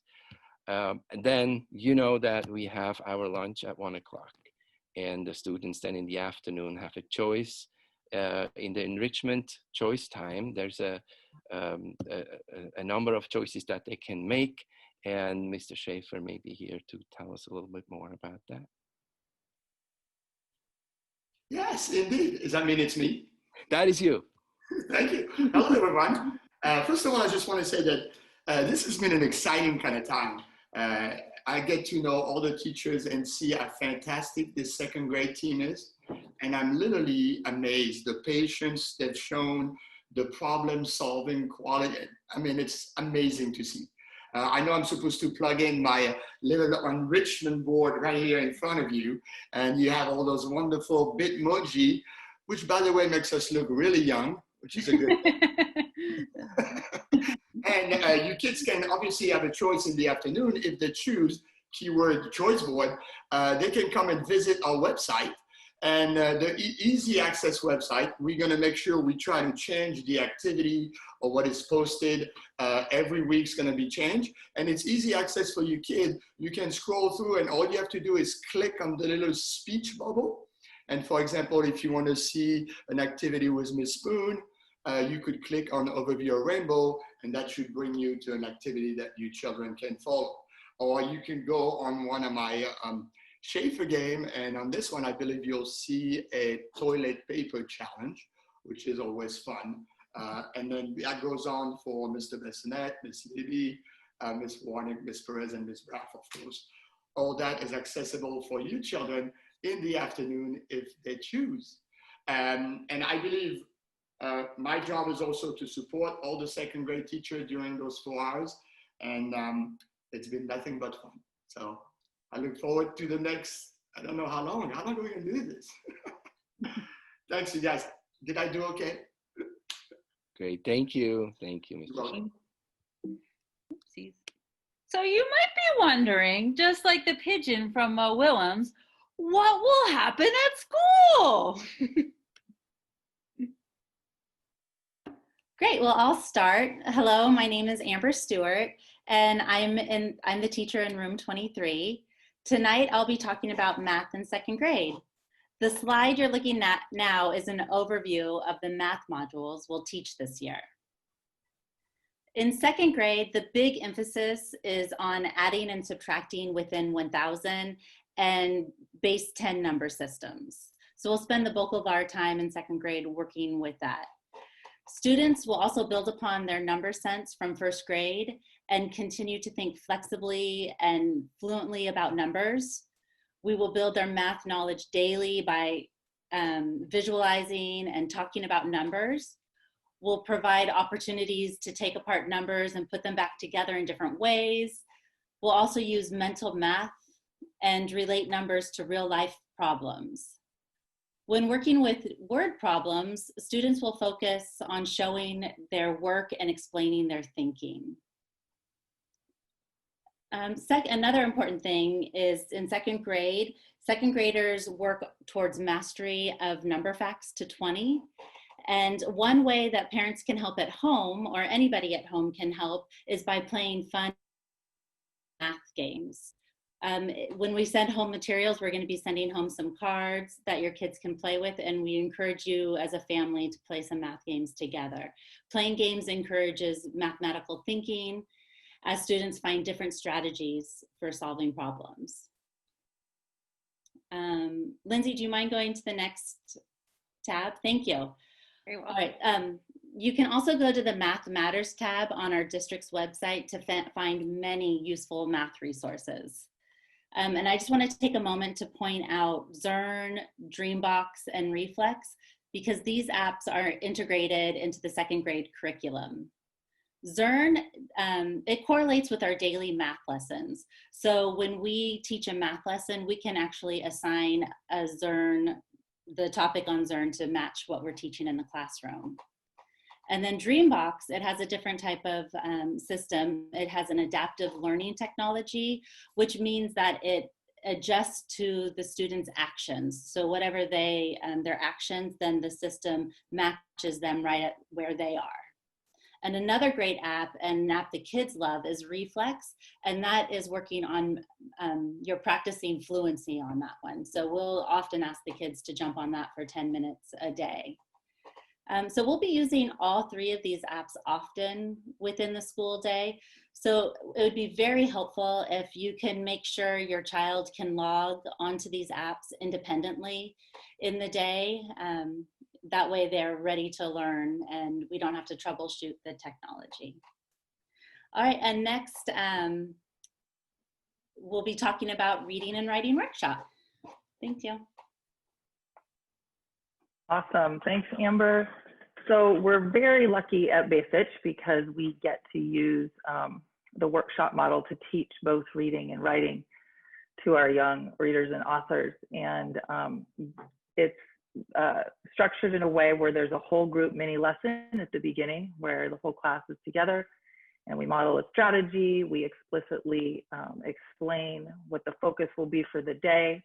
And then we turn the kiddos loose to practice independently and build their stamina, practice what we've just learned. And in those moments, you might also find teachers conferencing with students one-on-one and personalizing and targeting the instruction for where that reader might be. You might also find small groups of children who have something in common that they're working on. And so those small groups would work with a teacher to kind of practice what their common focus might be.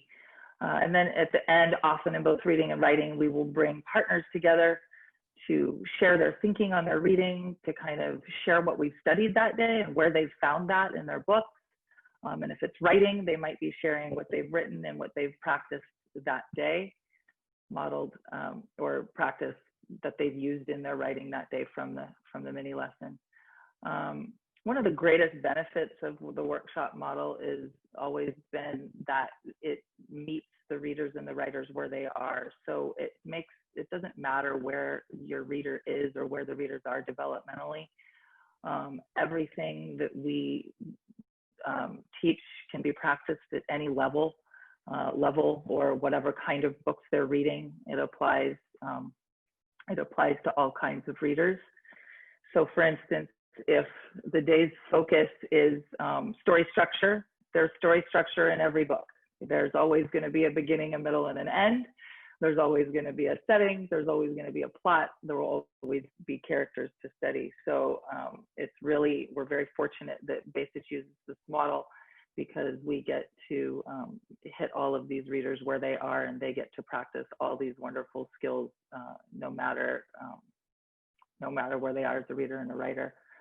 One of the other things I wanted to share was that because it's school-wide and because all of the teachers at every grade level use the workshop model for reading and writing, the kids come to us ready, and they come with knowledge, and they come with the structure in place and the routines in place, and then we get to build on that, and we get to add to the knowledge and to the ideas. We get to teach more sophisticated strategies, and we just know that they're coming ready, and we get to build on what they've learned from the year before. And it's really, really awesome to watch that grow from kindergarten all the way through middle school. So we feel really lucky to be able to use this model for teaching both reading and writing at Bacich. As Mrs. Walsh was saying, the beauty of the workshop is that the students share the same skill or strategy lesson, but then they get to apply it at their own reading or writing level. We have 5 units of reading workshop. We start the year reviewing some of the decoding skills students learned in first grade so that they can solidify their decoding and develop reading stamina and fluency. As they gain fluency, students can focus more on comprehension, which allows them to move from learning to read towards reading to learn, which is what they get to do as they read nonfiction in our second reading unit. Students also take a closer look at the structure of nonfiction in this unit and learn about text features.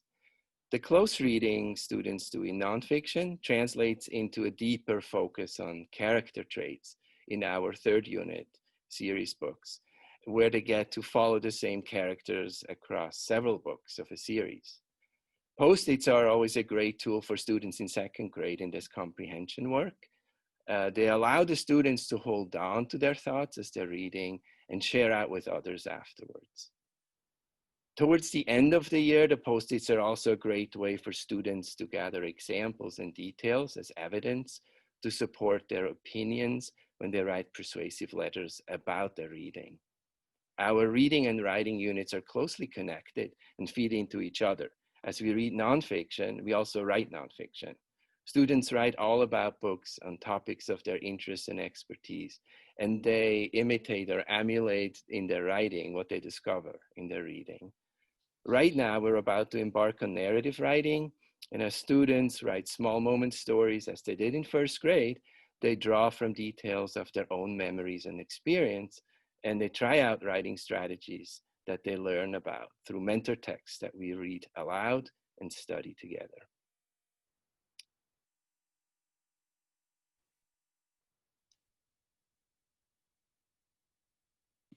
Almost did that, didn't. Okay, here I am. Hi, I'm Mrs. Ross, and I'm going to tell you about science and social studies in second grade. So during second grade, we alternate between science and social studies, meaning that we are studying one of those subjects at a time, and we alternate between the two. So right now we're doing social studies, we're building community, but next we'll be doing science. So in our science program, it's the Amplify Science program developed at Lawrence Hall of Science. And the unique thing about this program is that the children become scientists. They're faced with a problem, and they work on gathering information and analyzing the data about the problem, and they actually solve problems like scientists. So it's pretty exciting to see them figure things out, and we walk them through the scientific process. They will be studying interdependent, let me just look at my notes, ecosystems, specifically seed dispersal with plants and animals. Then they'll study Earth's processes, specifically changing landforms. And if we're really lucky and the things work out well and we get to come back to school, we could actually take a field trip to the Marin Headlands later in the year. We'll be hopeful for that. And we also study properties of matter. And then moving on, Ms. Serzan, thank you. Moving on to social studies. The second graders study community, as we're doing right now. We study citizenship, even a little government with the big election coming up. We will not be political, but we'll talk about the three branches of government and the election process. And we always, every year, we've studied our heritage. That has been the big focal point of second grade.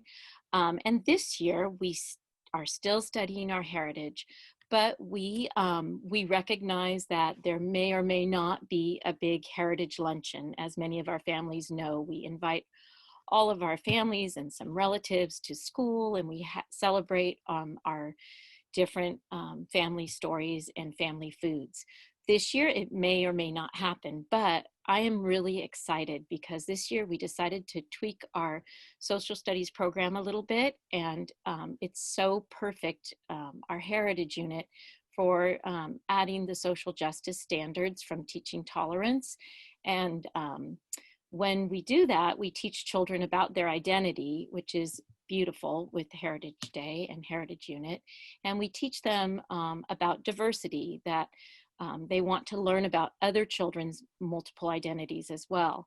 And we also teach them justice and action. So we will find ways to not only study our family stories and study geography and mapping, and the history of US immigration, Statue of Liberty, and all of those things. But there are so many other stories that we need to bring in because we recognize that there are lots of immigration stories, and not all of them are easy stories.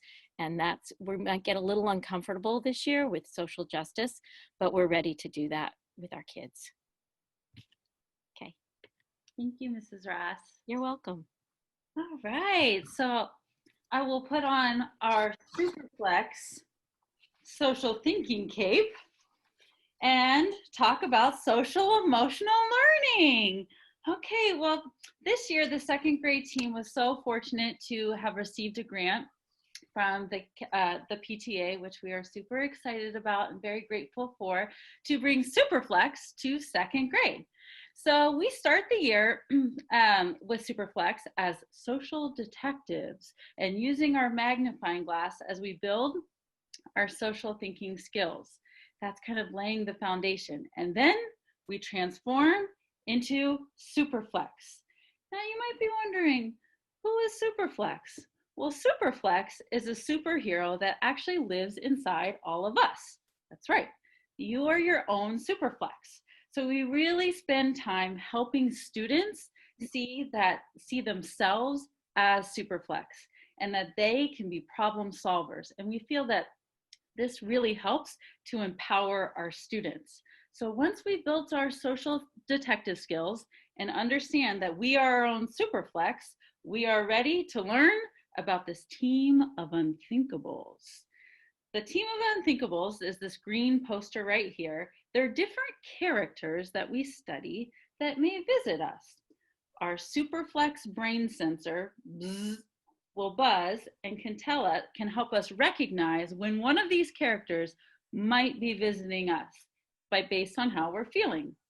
So then we'll use in our tool belt, get out our tools and strategies and our super flexible powers to defeat the unthinkables. Now you might be wondering, what are the tools and strategies that students will be learning? Well, the tools and strategies we brainstorm together to help them problem solve, but it could include things like self-talk, taking a deep breath, maybe taking a break. But the students really get excited about these characters. They're always excited to find out which ones we're going to learn about next. We have just a couple favorites, second grade character favorites. We have Rock Brain. Rock Brain can visit us and make us feel stuck on our ideas and not want to compromise. We also have the DOF, the Destroyer of Fun, that can make us feel overly competitive.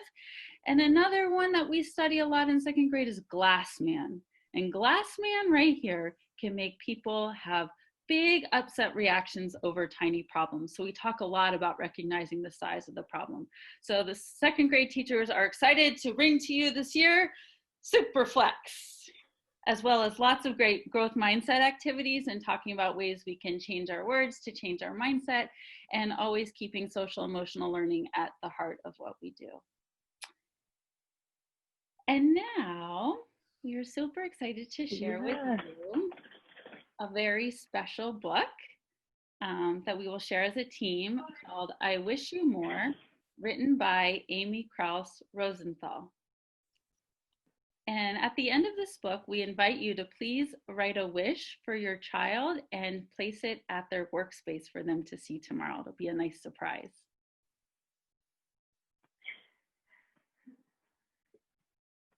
I wish you more ups than downs. Oh, good. I'm unmuted. Good. Oh, I'm really showing off my skills. I wish you more give than take.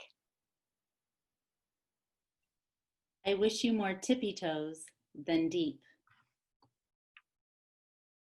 I wish you more we than me. I wish you more hugs than Uggs. I wish you more woohoo than whoa. I wish you more will than hill. I wish you more can than not. I wish you more snowflakes than tongue. I wish you more pause than fast forward. I wish you more umbrella than rain. I wish you more bubbles than bath. I wish you more treasures than pockets. I wish you more stories than stars. I wish all of this for you because you are everything I could wish for. And more. And that concludes the second grade presentation. We're looking forward to a great year. Thank you so much. Please remember to write your child a wish for them and leave it at their workspace for tomorrow so that they can find that. Oh, thank you, you second grade so team. much, second grade. That was so cute. It was so touching. Thank I you so wanna much. What a wish- wonderful presentation, second grade team. That was Thank you inspiring. so much, second Thank grade. you. I appreciate it. Thank you. Everybody have a Wow. great night. Good night. That was And awesome. Mr. Schaefer. All right, attendees, please be patient as we Have a good night, second our grade team. second grade. And please, third grade, if you're out there, please raise your hand with your little blue emoji, and we will get you in as a panelist. And in the meantime, I will share my screen and make sure that our new third grade parents are aware of our translation. Oh, resume share. Said it was being paused. Bring your shared window to the front. There we go. So third grade parents, welcome. If you're just joining us, we're just letting our second grade panelists step away and our third grade panelists are coming on. I'm keeping this slide up for any of our parents that show up that need to figure out how to get to our translation services. Welcome, everyone. Welcome, third grade team. It's great to see you. How we doing? Well, there's so many of you.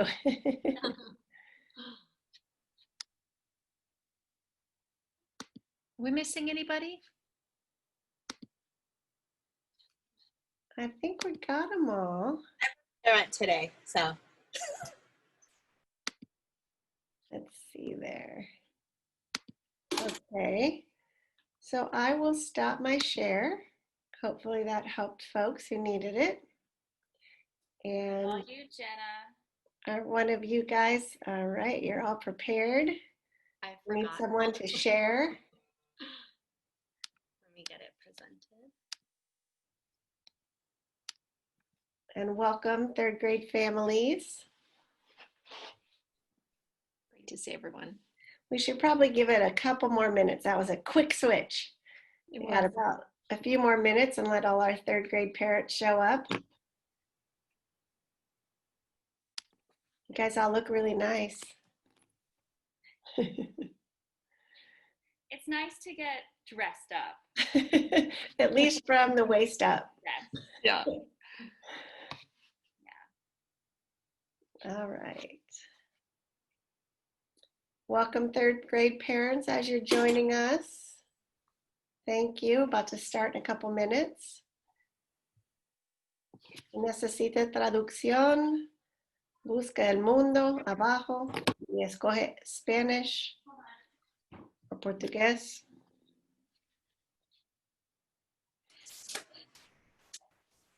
Marianne, should I be in the, I'm a parent, so should I log out? Who was asking me that? I can have you just be an attendee. Okay, all right, great. Yeah. Thank you. You're welcome. Poor Alma, she didn't want to be on the spot. It's not fun being the panelist. You guys are going to do great. All right, they're showing up now. We got 20 more people in the last minute. So I'm glad we waited. Welcome all you third grade parents. And we'll be starting in about a minute.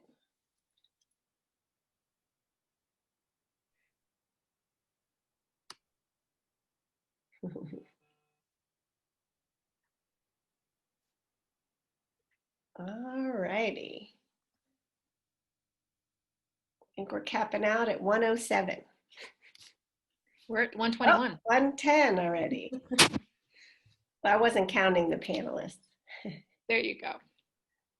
All right, welcome everyone. This is our third grade presentation and they are ready to go. So I will hand it over to you guys.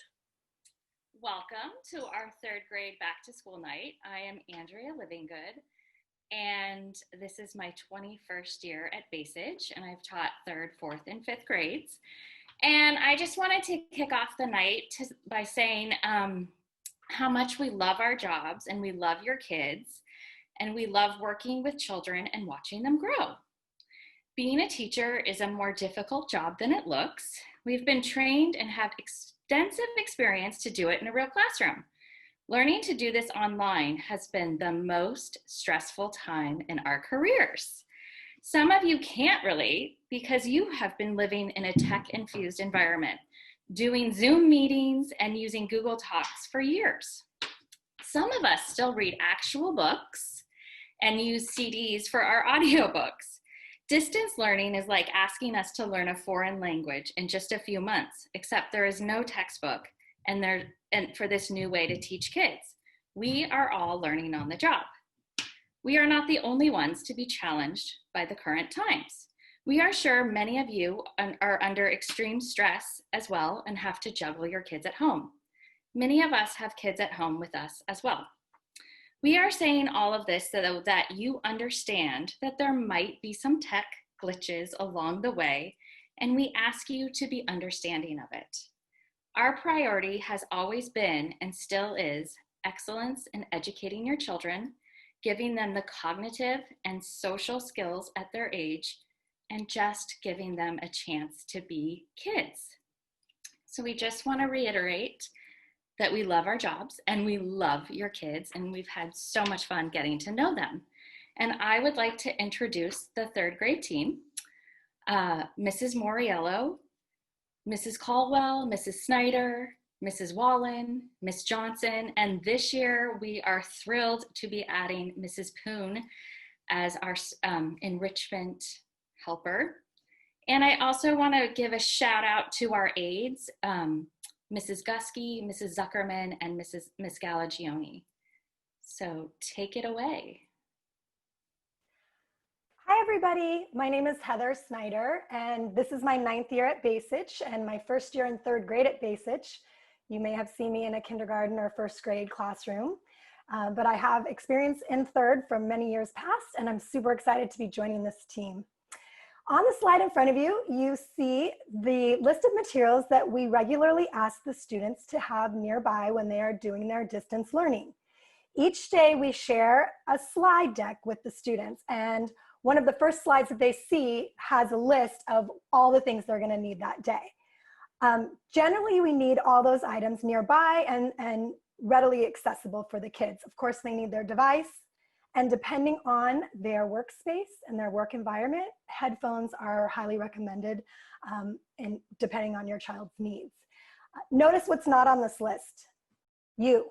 We don't need the parents there. We want the kids to have the privacy to learn in their own space. We are here to help and support them. We will also be having periodic pickups for materials at Bacich, like workbooks and new packets and journals, etc. So please be on the lookout for updates about that. And if any parents are interested in helping with the materials passed out, please reach out to your teacher. We'd love your support. Hi, I'm Jenna Moriello. I think this is my 5th year at Bacich and 7th year teaching. And I feel like I have the best team in the world. I'm really excited to be working with all these fabulous women. I'm going to talk to you guys about team teaching tonight. 3rd grade teachers have decided to partner up and team teach for distance learning. So why have we decided to use this strategy? Well, a major reason, honestly, is that we have an extra set of eyes on our students. Because we've teamed up, often there are times when we have 4 to 5 adults in our Zoom sessions at once between our paras and other support staff. So this allows us to support and check in with more students, especially as a teacher is in the middle of instruction. So when we're sharing our screen, it's really hard for us to monitor the chat, help kids with tech problems, or see if all of our students are engaged, if they have their hand up. So having another teacher in our Zoom at the same time really helps us monitor all of this. I'd also like to explain that your children are not in like a big class with 45 kids all day long. Having more than one teacher allows us to go into breakout rooms with smaller groups, and it allows us to differentiate our instruction far more than if we were alone. Apart from being able to differentiate more effectively, bringing our classes together gives students more access to their peers. They're able to socialize with more kids, and we felt that in a virtual school environment, the more opportunity for these kids to connect with each other really is the better for them. And so that's just an overview of why we feel like the strategy is really effective and appropriate for distance learning.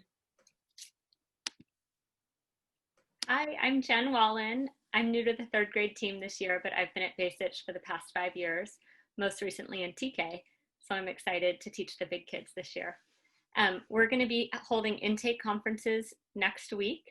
These are an opportunity for you to meet with your child's classroom teacher and share anything that you can think of that would help us teach them in the classroom. We'll hold meetings over Zoom or by phone. You can indicate your preference, and we'll be having these meetings next week, Tuesday through Friday, from 12:30 to 3. These meetings are only 10 to 15 minutes long, so it would be very helpful to us if you could fill out the form that we sent along with the sign up, the Google link. That will help us guide our conversation during our short meeting time. So we look forward to seeing you next week. Hi, I'm Katie Colwell, and I've been teaching at Bacich for over 20 years in both third and fourth grades.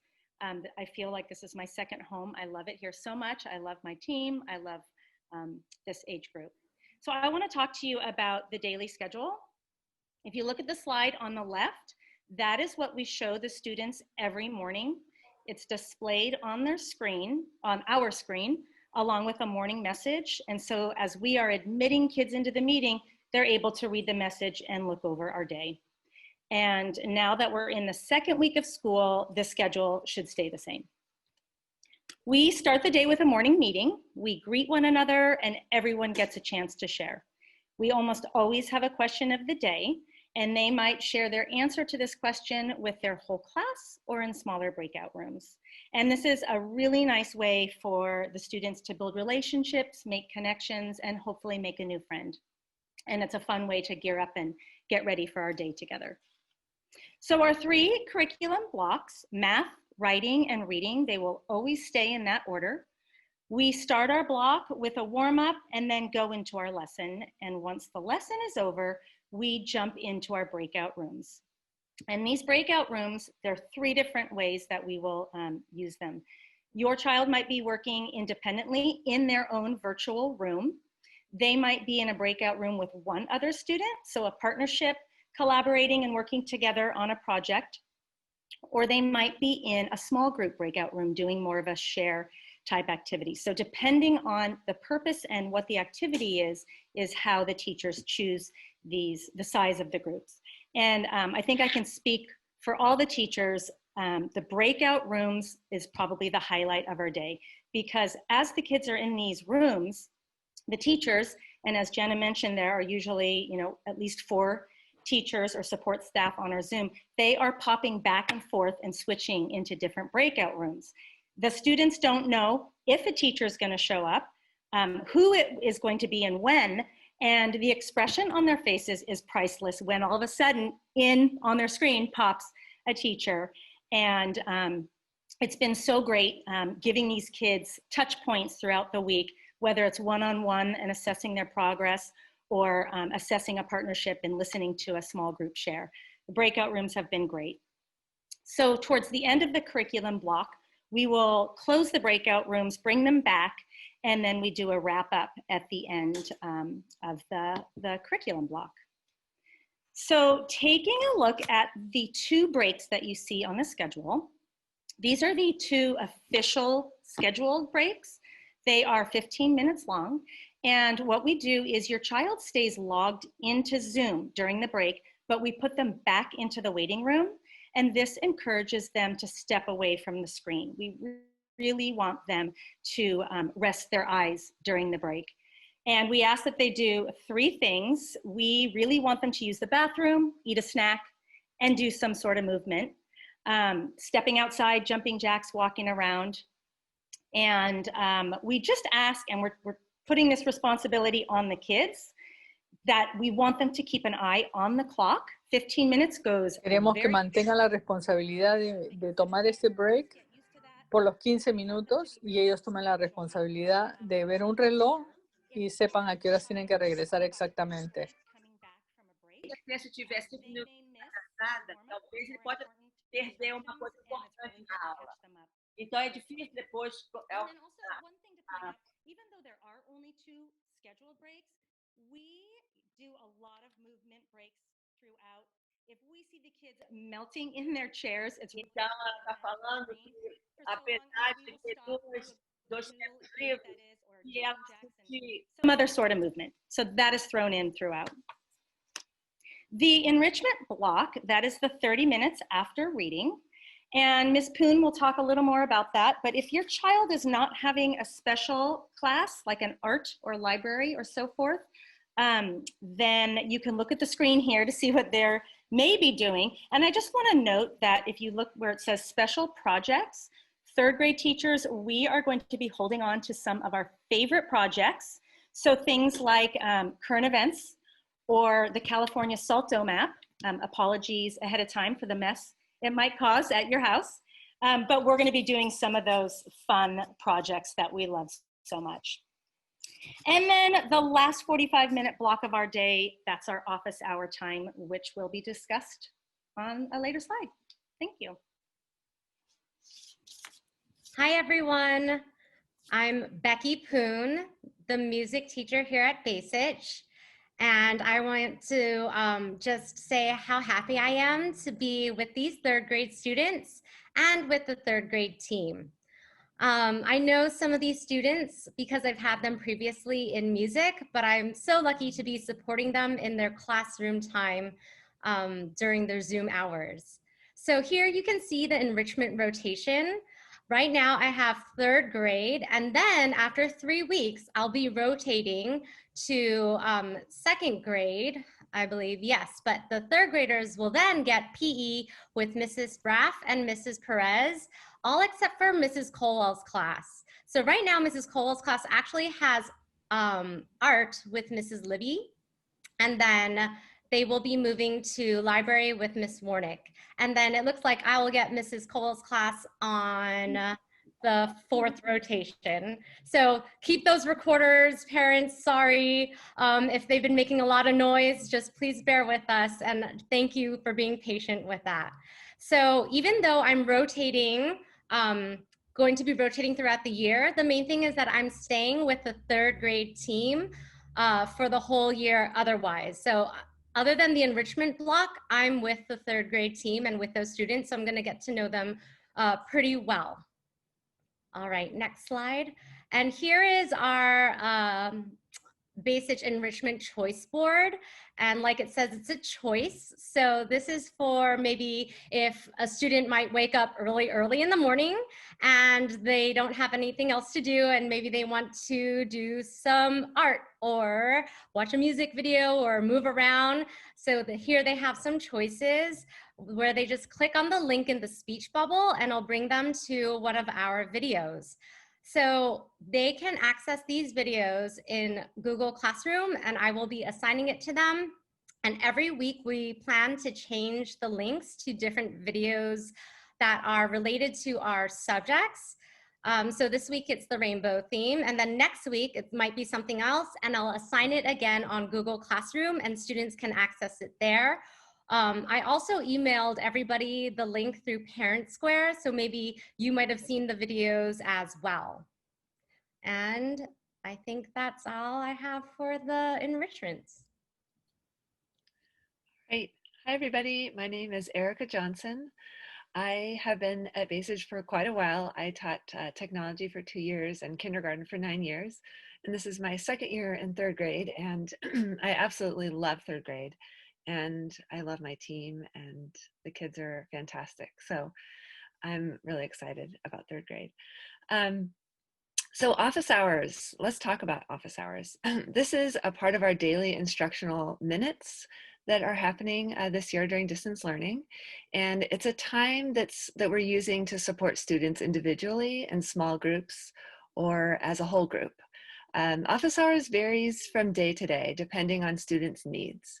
So throughout the day, teachers are keeping track of the students' progress and maybe who needs more help on a certain subject or curriculum block. And we may request a small group during office hours to stay and hang back and work with the teacher a little bit more on math, or, hey, I'd love to hear about your writing from today. Can you stay with me and let's go into a breakout room during office hours and chat. So it's a really great time for us to work individually with kids and in small groups. So this is also a time, just so you know, that your child should be working independently on any unfinished work, a packet work that we sent home last Friday, and any Symbaloo or online academic apps that we've introduced the children to. So there's plenty of work to be done, and during the year we work, pretty quickly through a lot of curriculum. So we expect the kids, they're going to have some leftover work from the day that they should be finishing during office hours. Teachers are going to be on Zoom until 1 o'clock every day. So if your child signs off of the Zoom and is working independently and needs to come back for support, we will be there, pop in, and we'll be excited to help out.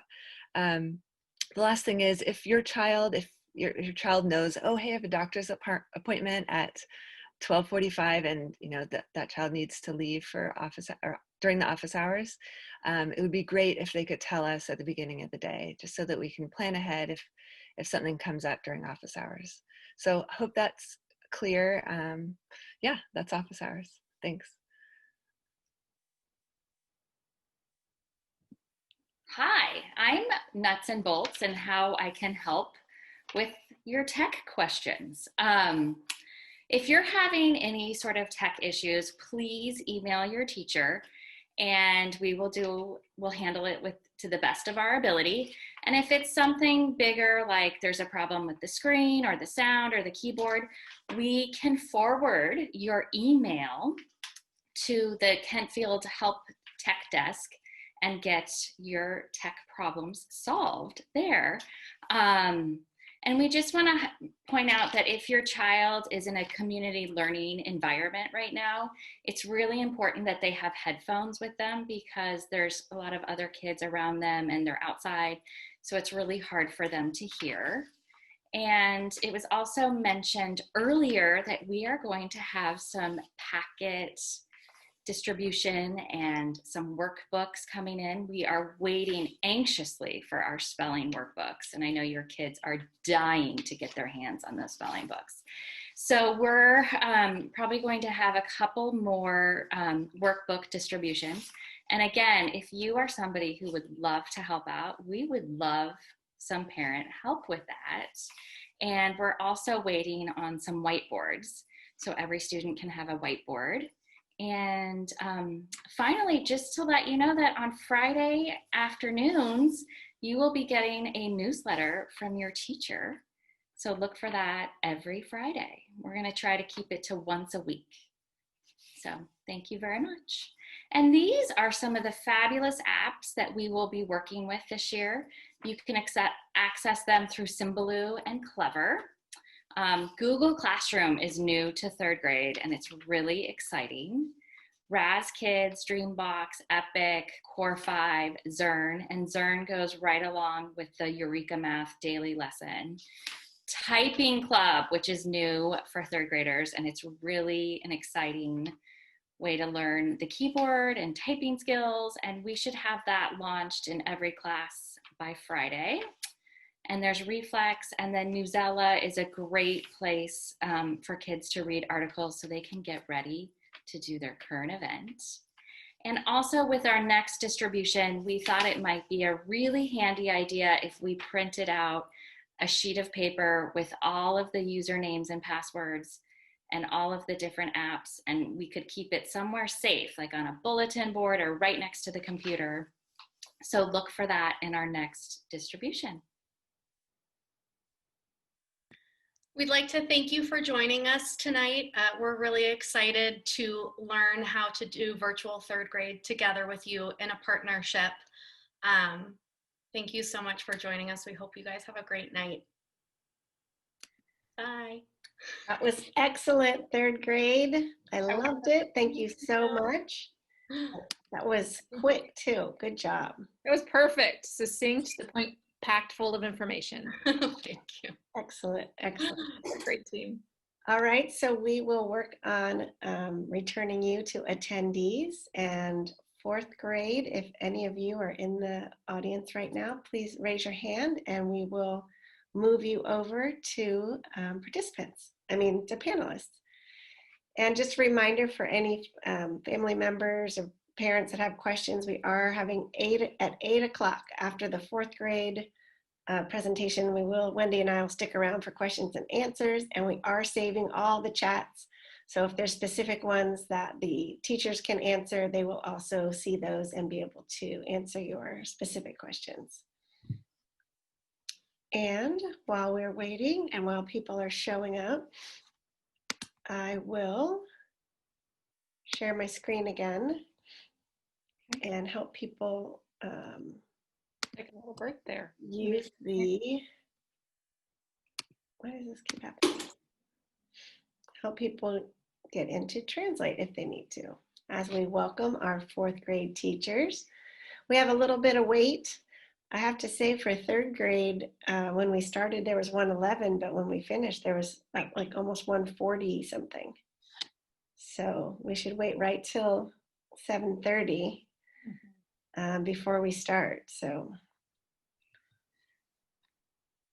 in fourth grade, you're not all here yet anyway, right?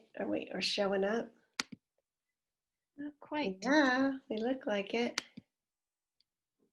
So What any should we talk fourth grade about? teachers, just raise your hand, and then that will bring to the top of the list, and then we'll admit you as a panelist or any other teachers who are presenting during this little section, this time period. I think you might have everybody. Let's see. Does anybody know a joke? We've got 10 minutes to kill before we wait for fourth grade parents to show up. Gives our translators a break. They're probably tired. They've been working hard. They definitely have been working hard. I'll probably speak slowly because I'm tired too. That was the input. They really wanted us to slow down a little bit. Let's see what we have in the chat here. Oh, Maria is waiting to come in. Maria Martin. Oh, I see her there. Thank you. One of the translators said thanks. Pilar said thanks. Oh, it's for speaking slowly? Yeah, and probably taking it, maybe getting a break. Yeah.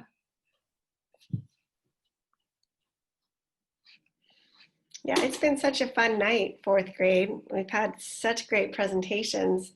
Wendy and I have been really enjoying it. And teachers are just killing it. It's great. They really are doing great. And we're learning about all the programs and such good descriptions of the different aspects of each grade level's programs. And so it's been a really nice overview. And we're recording this whole evening. So if anybody wants to watch it from beginning to end, like we've been able to experience it, it'll be available.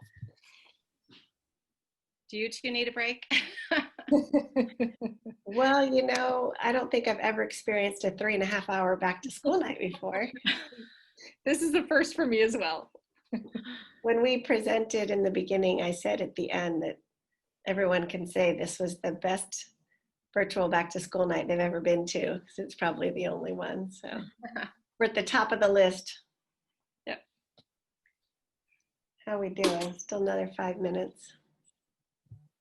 Telling you, we need a joke. They've gotten shorter and shorter as the night goes on. Kinder went right to like 29 minutes. And each one has gotten shorter since. It's getting later, maybe that's why. Probably true.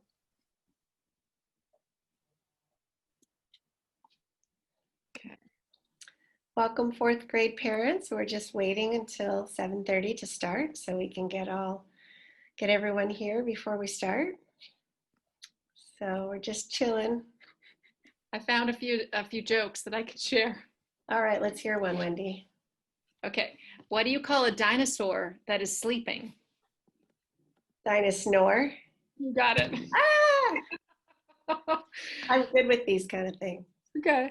What's fast, loud, and crunchy? Hmm. A rocket ship. A rocket ship. That's pretty. Why did the teddy bear say no to dessert? He was stuffed. You got it. Marianne, you are. Oh, I was going to say he was very full. Very full. Oh, that's cute. That works. That's also good, Marjorie. Marianne and Wendy, it looks like Denise is here, but hasn't been added as a panelist. Okay. Thank you so much. We're so busy joking around. And Brittany Stone also. Okay, I don't see her hand, but I will find her in the crowd. Oh, there she is. Nice work. I think I just did that. Yeah, she's joined. Okay. Thanks, Maria. Absolutely. All right, give us some more, Wendy. I'm feeling really smart right now. Oh, goodness. Okay. What has ears but cannot hear? Corn. A cornfield. Yes, good for you. Because I'm corny. What do you get when you cross a vampire and a snowman? Ooh. Might have stumped me on that one. Anybody? Panelists? Red snow. Red snow. Frostbite. Oh. I got it. That's a good one. That deserves an ah. I know we can't hear all the attendees. They're probably all just shaking their head like, what are they doing? So fourth grade parents, if you're just joining us, we want to make sure we wait till 7:30 to begin. So we are telling jokes. Actually, Wendy's asking us questions that are kind of like jokes. What did one plate say to the other plate?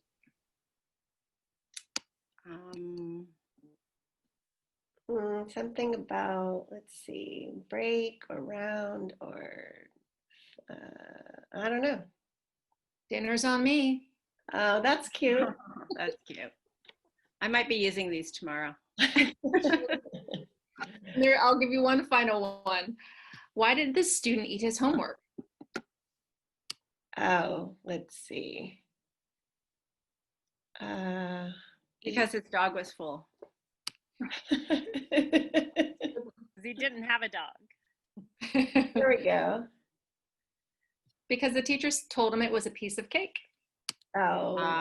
That's cute. That's cute. All right, we're almost there. Here, I will stop sharing my screen.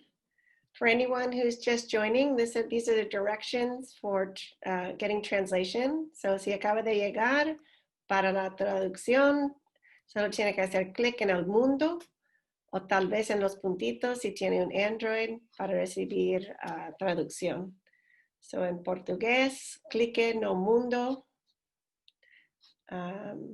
para portugués. Escoger portugués.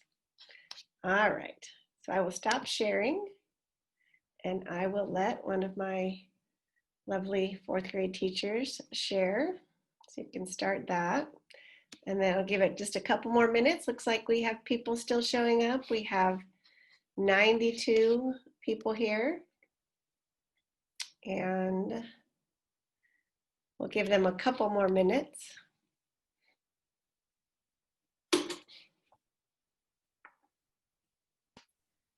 Just a reminder to all the attendees, if you want to ask any questions, Wendy and I will be sticking around after this presentation to answer questions.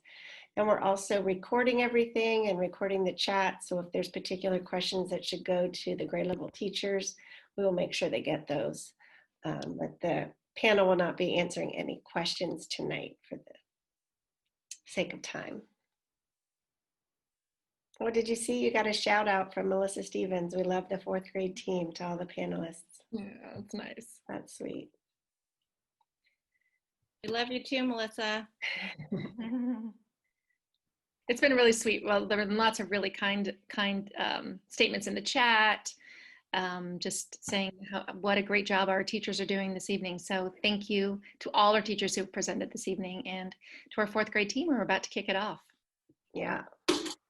All right, 107 people so far, and there'll probably still be coming a few more, but it is 7:30, so I'll let you get started. Okay, well, welcome 4th grade parents and families. My name is Maria Martin, and I am one of the 4th grade teachers, and I am one of the grade level coordinators this year. So I'm here to kick us off. We're gonna do a quick introduction. We'll introduce ourselves, and then we'll tell you a little bit about our team and the year. So again, I'm Miss Martin. This is my 5th year teaching 4th grade and my 14th year teaching at Bacich. So I'm excited to jump right in. We have a couple new team members that I've been really enjoying getting to know and working with. And I'd say my favorite thing about teaching is getting to work with kids. So thank you for entrusting your students in our care. That's the best part of my job. So I'll turn it over next to Mrs. Marshall, who is my co-grade level coordinator, for her to introduce herself. Hi everyone, I'm Miss Marshall. I have been in the district for a long, long time, starting first as a student. I went to both Bacich and Kent. I have 2 children who have also been part of this district. And I have been teaching in the district for, I think it's been 17 or 18 years now. So my connection to the Kentfield School District is very strong. It's a very special place to me. I have been in 4th grade now. I started my career teaching 5th grade at Kent, so I really know where the kids are going next year. And I have been teaching 4th grade. This is my 4.5 year teaching 4th grade, and I feel so fortunate to be working with such a wonderful team. And I love teaching, and so even in a virtual classroom, that doesn't change. So I'm really looking forward to a wonderful year together. And I share the grade level coordinator position with Ms. Martin. Thank you. Ms. Bukowski, you want to go next? Sure. I'm Marjorie Bukowski. This is my 4th year, well, 4.5 year at Bacich, and I've been mostly in I have been all of 3rd grade, and this year will be my 1st year in 4th at Bacich. I've taught 4th grade prior though to this. I love this age group so much because they're really inquisitive and they can do so much, and they are just ready to learn, and it's a great year to be teaching. When I first came to Bacich, I was a substitute, and I was going home thinking, I really love this school, I love this community, I love the people, and then my dream came true, and here I am. Mrs. Denson? Hi, I'm Victoria Denson. This is my 13th year teaching, 11th at Bacich. I've taught special ed before and 3rd grade.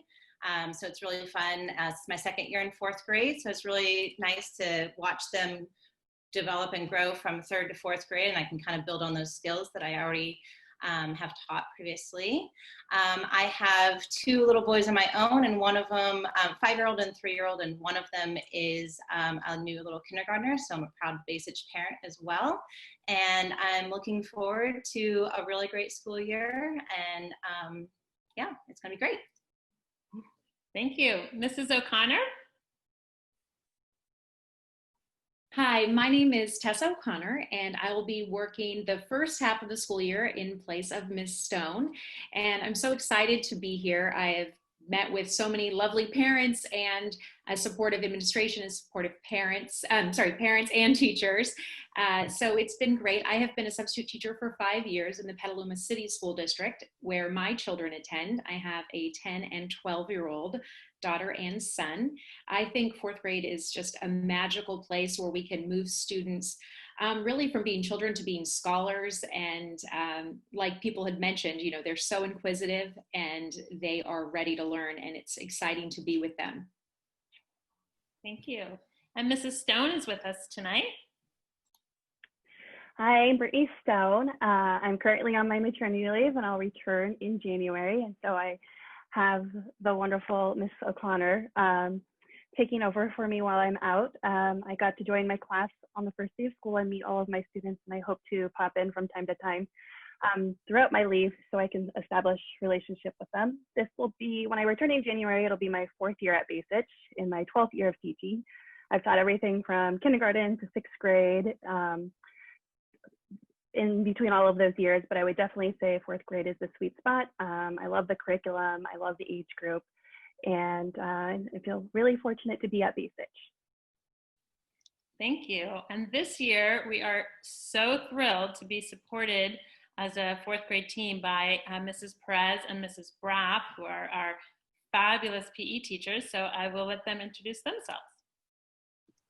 Thank you, Miss Martin. So I'm Celeste Perez, and I am a 50% job share with Eileen Braff, my partner, and we have been working together at Bacich for 4 years doing PE. In my previous life, I was a math teacher. This is my 16th year teaching, and I was a math teacher and thought I had the best job in the world because I love math. And then I started teaching PE and I realized, no, this is the best job in the world because I get to play games and instill my love of exercise and good health with all of the kids. And this year, you know, as challenging as this Zoom situation is, it's actually really exciting for me because not only do I get to teach PE, but I get to teach math and reading and writing. And I actually have taught elementary school as well in those previous years. So this is a real treat for me to get to be with your kids in all of those different aspects. And it was really special just in this last week because we know all of these students from 3rd grade, Miss Braff and I. We knew them very well last year. So it was really nice to see familiar faces and to connect with these kids that we've known for so long, because really we've known some of them since they were in kindergarten and 1st grade and when we were subbing. So it's been great, and let me pass you on to Mrs. Braff. Thank you. Well said, Mrs. Perez. I'm Mrs. Braff, Eileen Braff, and this is my 5th year doing a job share with Celeste and teaching PE. And before I had kids, I taught at the elementary level for 10 years. So I'm really happy to be supporting the 4th grade team and to be working and supporting the kids with their reading and their writing and their math. So I look forward to this year working with everybody. So thank you guys for the introductions. I wanted to also let our parents know that the 4th grade team is supported also by 2 paraprofessionals, Chris Rosenberry and Nicole Galagioni. And so they rotate through our classrooms as well throughout the week. They work 5 days a week this year. So we have lots of great support, and the kids are also supported by some other specialist teachers, enrichment teachers, and so forth. And we'll talk a little bit more about that as we go. So I just wanted to let you know how our team works. We work really closely as a grade level team. We collaborate weekly. We have been meeting almost every day since the week before school started, and that will likely continue at least in the short term. And after that, it will probably move to more like a once a week. So we plan curriculum together. And so the 4th grade students can expect to have the same core curriculum experience and lessons, although the form of delivery might look a little bit different from class to class. And most, we're pretty much in lockstep with each other. So today we all taught the same math lesson. So we work really closely together. And it helps because we share our expertise, we share our technology expertise and our successes and challenges. And so we are stronger for that. And I just wanted to let you know also, because we meet regularly, we make adjustments as we go. This is a new situation. We've never launched a school year like this before. And so one thing that our collaboration and working closely together allows us to do is to make adjustments when we see things aren't working well, or things that are going well. We can make adjustments to put more of the things in that are working well and take some of the things out that aren't going so well. So I just wanted to let you know how we work as a team, and we can go to the next slide. Okay, before you see our standard fourth grade schedule. This is what we'll be following here on out. I know at the beginning of the school year, we have a lot of things on our plate and a lot of team building activities and trying to nurture the students, get to know them, nurture their social, emotional well-being at the beginning of such a strange year. But officially starting this week, and most definitely starting next week, we're going to be on this schedule. We will start our day at 8:30 to 9, morning meeting. Again, team building, trying to make it a situation where the kids are friendly enough with one another, they can take risks, addressing their emotional needs during this time.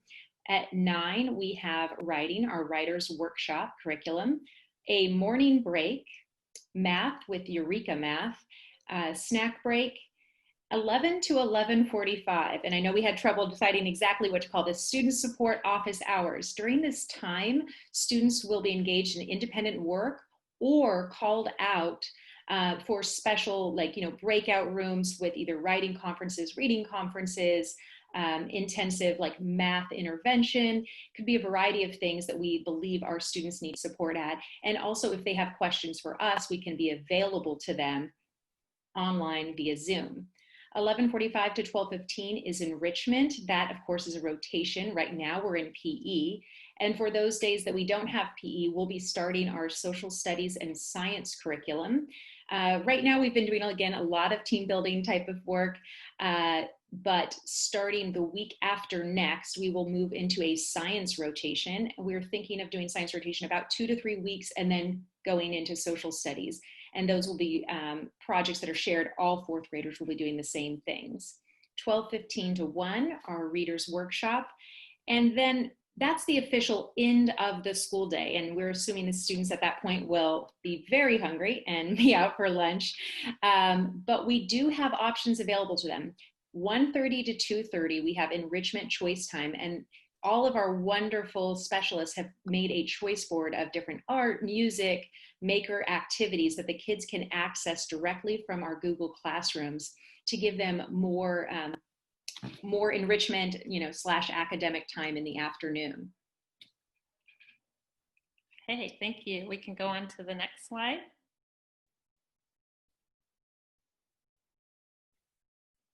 Sorry, I muted myself and forgot. All right, so we want to make sure that the students are coming prepared and ready to learn each morning. So important things are to set up a learning spot or station for your students. Prefer, a flat surface. Maybe there's a table or a desk, or just somewhere where they're not laying down, they're sitting up just like they would in the classroom. Definitely want to avoid, sitting on the bed or things like that. Also keep the login information nearby. All of us have posted our Zoom links to Google Classroom, and so far I believe the students have had no problems accessing it there, but it's always good to have a little backup, maybe if you're having issues logging on, having the code nearby and the password. Also have supplies like their workbooks readily available. If you have your student transporting between 2 different homes, make sure those supplies are also transporting with them.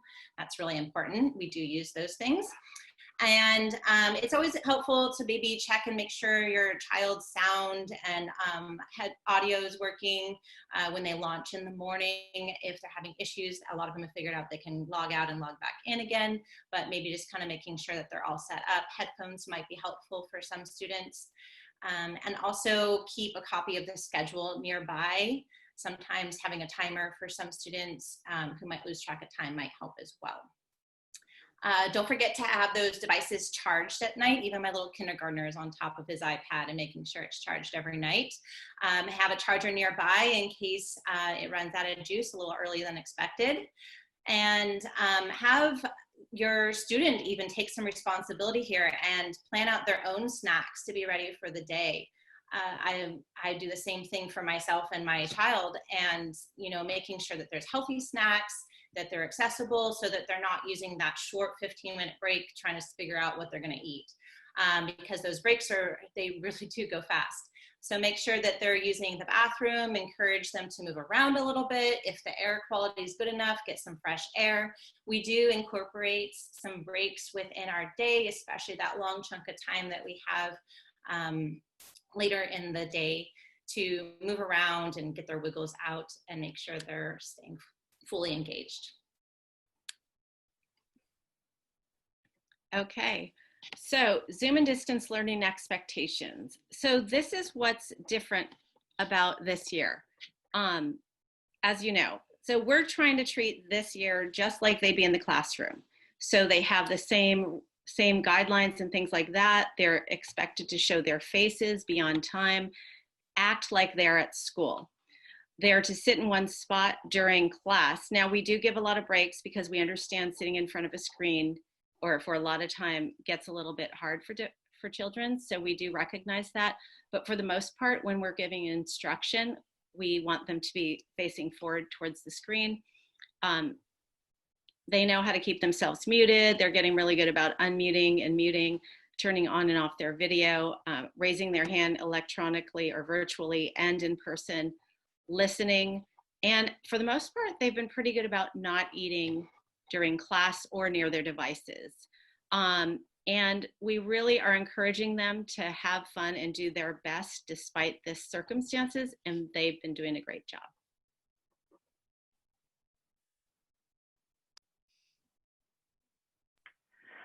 So here is the 4th grade curriculum that we're going to be using during distance learning and if we were in person. For reading, we use the Reader's Workshop model with the curriculum from Teachers College in the units of study. We read fiction and informational text. For writing, we also follow a similar workshop model, and the units we cover are narrative, realistic fiction, opinion, and informational. And the way the workshop models work for both reading and writing is there's a short mini lesson that's around 10 minutes that the teacher is involving the student and showing them a skill, and they practice the skill, and then they're given independent time to practice that skill on their own. And then teachers during that time are able to meet either with small groups or individually to conference with the students to see the progress that they're making. For math, we use Eureka Math, and in addition to that, we use Reflex to help practice our basic math facts, so with addition, subtraction, and multiplication and division. Dreambox, Zern, additional math tasks or games that are also posted on your child's Google Classroom. And for social studies, we study California history, beginning with the Native Americans and actually the 4 regions of California, and then moving into Native Americans. And a 4th grade favorite is always studying the Gold Rush. For science, we use Mystery Science and the Amplify Science curriculum. And if you have any additional questions about the curriculum, you can always visit our grade level website and you can find more information there.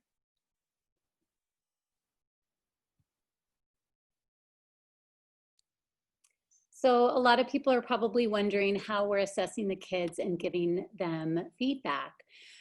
So for writing, teachers will be consistently making comments on the children's writing through Google Classroom, and the students can access their comments by going into that assignment. They are also sent an email every time a teacher makes a comment so that they're alerted that way that there's been some feedback.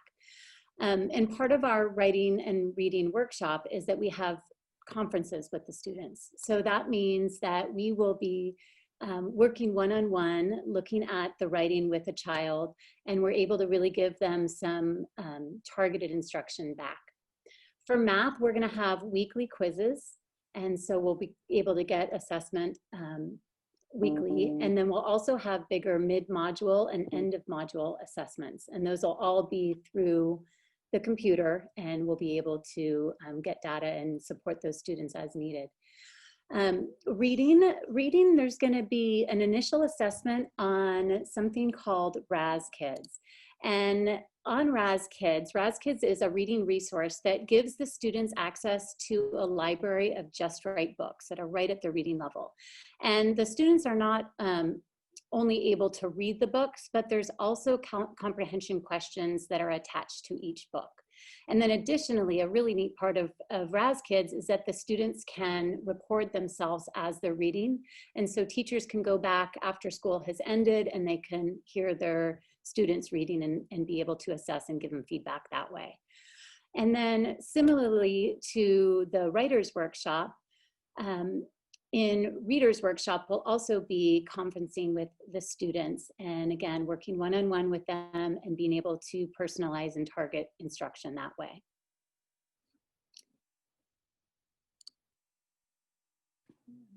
So homework this year, there's some things that are similar about it and some things that are different. So the maximum amount of time that we want kids spending on homework is 40 minutes. 10 minutes, the 10 minutes per grade rule. So they're in 4th grade, so we're up to 40 minutes.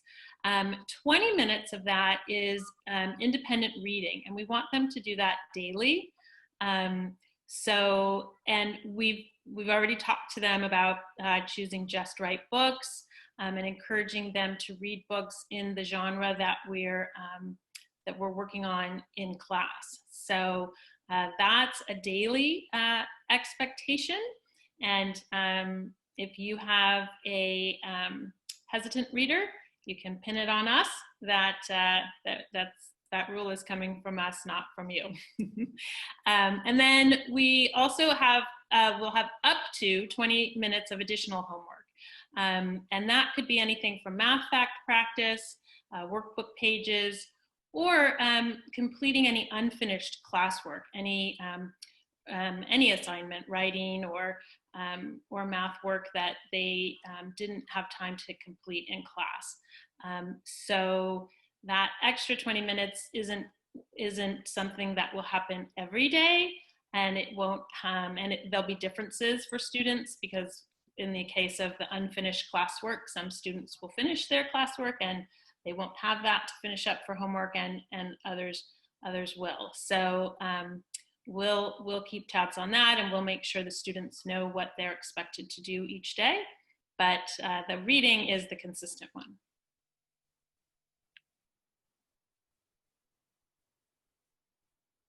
Okay, so you are looking right now at the enrichment choice board, and it is a choice.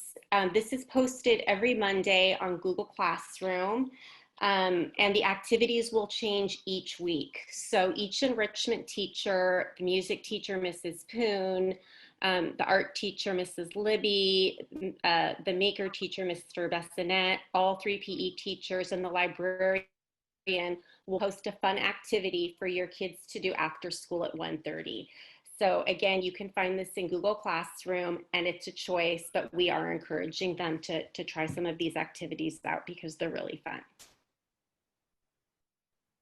Thank you. And I'll just piggyback on that, Eileen, in that the choice board link will stay the same each and every week. So you can always just pull up the same link. You could bookmark it and your child can pull it up each week. Even though the activities will change, the link will stay the same. And previous weeks activities will show up down lower on the page. So if they didn't do everything from last week or the week before, they can still go back and do all of those activities, or do them a second time or a third time. And so now you're seeing the enrichment rotations. And this is what we were talking about a little bit earlier, that we get to support as enrichment teachers. We get to actually support in the classroom as well as teach our enrichment subjects. So your students are going to get a live lesson from each enrichment teacher throughout the year. And this week, we are on rotation 1, and 4th grade, you'll see, is under PE, Braf Perez, and we will be doing PE for 3 weeks during that enrichment block at 11:45. And then if you go down to the blue block for rotation 2, you'll find 4th grade is under art. So in a week and a half, the art teacher, Mrs. Libby, she will come in during the enrichment block and she will do an art lesson with each class 1 time a week for 3 weeks. And then the next week, or the next rotation, they'll get library and so on and so forth. They will also get Mr. Schaefer. They will also get Miss Poon. And then we'll be back to Mrs. Braff and me. However, Mrs. Braff and I will never rotate out of 4th grade as far as the support time that we spend in the classroom. So we will really get to know all of the students and the teachers in 4th grade and really become a team with them, because throughout the rest of the day, we will be in the classrooms of 4th grade, still supporting in all of the core academic subjects. Okay, for communications, you see in the top left corner, we have Parent Square. And again, you've probably already been added to this, you have been added to this platform, and this will be our primary form of communication with parents. Now, it's important if you want to specify, if you want to receive those via text or just once a day or just once a week, then you need to look on Parent Square and go to your preferences. There are some options if you want to have everything given to you in a digest form, like just every other day, or if you want it immediate. And again, as teachers, we can override that if there's something we need you to see immediately, but you do have some flexibility there with how you'd like to receive these communications. Zoom, of course, we will be doing all of our meeting with your students on Zoom, which again, we can only reiterate to kind of check their Zoom settings, check their tech kind of things, because this is the way that we get to know them. So if there's any sort of hiccups on their end, they're not able to participate fully in class. And that's, we're doing our best to create that community. So anything that we can all do to have them be there on Zoom is great. As 4th graders, they'll be using both Google Classroom and Gmail. So please stress that they will be look in their Gmail accounts periodically, because if they turn something in on Google Classroom and receive feedback, the easiest way to see that feedback is it will go immediately as an email into their Gmail account. So if they turn in an essay and I write back a few comments, they will automatically receive those comments in an email. Last, at the very top, we will have weekly parent newsletters, and these will be written by the 4th grade team, because again, we'll be doing similar base curriculum every single week. And so we'll be informing you what we're doing, how we're doing, and then again, any sort of like other nuts and bolts outside from the curriculum. All right, and I'll make this part quick when I get to it. There it is. Okay. So as you probably are familiar with, if you've been here for a while, please report any absences to the school. Our phone number is there. You can also email Jan Cannon. It does help to email us as well. And we like to know where our students are. Also, I'm not going to go to these links now, but please do visit the 4th grade website. We're updating it frequently. We've added a resource page that even includes a quick little introduction to Google Classroom, so you as parents are aware of how your kids are navigating it as well. And don't forget about the parent-student handbook as well. Okay, I'm not going to go through every point either in the sake of time, but I do want to stress there's still volunteer opportunities for PTA. They do so much, and KIC Foundation, so please help out there. But mainly stay positive and help your child to stay positive. In the classroom, we can only see what we see, and now through Zoom, we can only see what we see, which is now even smaller. So it's great if you communicate to us if there's something going on with your child, then help us understand and get to know your child better. The big takeaway for intake conferences, we're really looking forward to meeting with you next week. And the purpose of these conferences are really for you to speak to us and let us know about your child and how we can better support them this year. So the conferences are not for the students to be there. And it's also not a time for a teacher to give you feedback about your child. We'll be able to do that at a different time. But this is really for us to hear from you. So you should have received a sign-up sheet already. And within that sign-up sheet or within an email, there should have also been a parent questionnaire. So we're asking and hoping that you can send that back prior to our conference next week. We look forward to that. So, oh, sorry. I was going to say, go ahead. No, you go ahead. I was going to say, on behalf of the fourth grade team, thank you for joining us. If you have any additional questions, please feel free to email Ms. Spitzer, Ms. Holmes, or your classroom teacher to address any of the questions or concerns that you may still have. And I just wanted to also tag on that we will send out this Google Slide presentation to our fourth grade families. So there are a few links in there, and there are some other bits of information that you might want to reference. So you can look for that in our next newsletter. All right, thank you so much, fourth grade. That was awesome, very informative. And thank you for sharing your slide deck. And I believe this entire program will be shared, the recording will be shared with families also. And yeah, it was, you were icing on the, or cherry on top for a great night. So thank you so much. So we will release you from being panelists, and we'll welcome families as they come in to ask Wendy and I questions. Thank you again, fourth grade team. You did a good job and a great way to round out the evening. Thank you. Good night, everyone. Good night.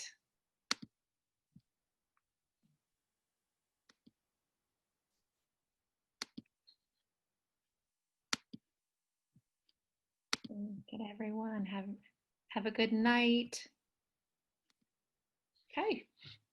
How are we doing? And then our language people are still here because we have one more half an hour of translating. So thank you so much, interpreters. You've been doing an excellent job. Stick with it because there might be parents coming in for translation. Just quickly, for any parents who need translation, one more time, I will share my screen. And si necesita traducción para hacer sus preguntas, solo tienes que hacer clic en el mundo o tal vez usar los puntitos. I keep trying to do my Portuguese. Precisa de traducir portugués, clique en el mundo. Well done. Yeah, who knows? I don't know if it was that great. All right. So welcome, parents. Wendy and I made it through the night. It was so fun. We learned so much. It was really great to hear from all of our teachers and our specialists. It was really quite a treat. Because typically during back to school night, as a principal, you're sort of kind of racing from room to room, hoping to stop by for maybe 10 minutes, not even per classroom. So it's really a treat to hear from all the different grade levels in their presentation in their entirety. Yeah.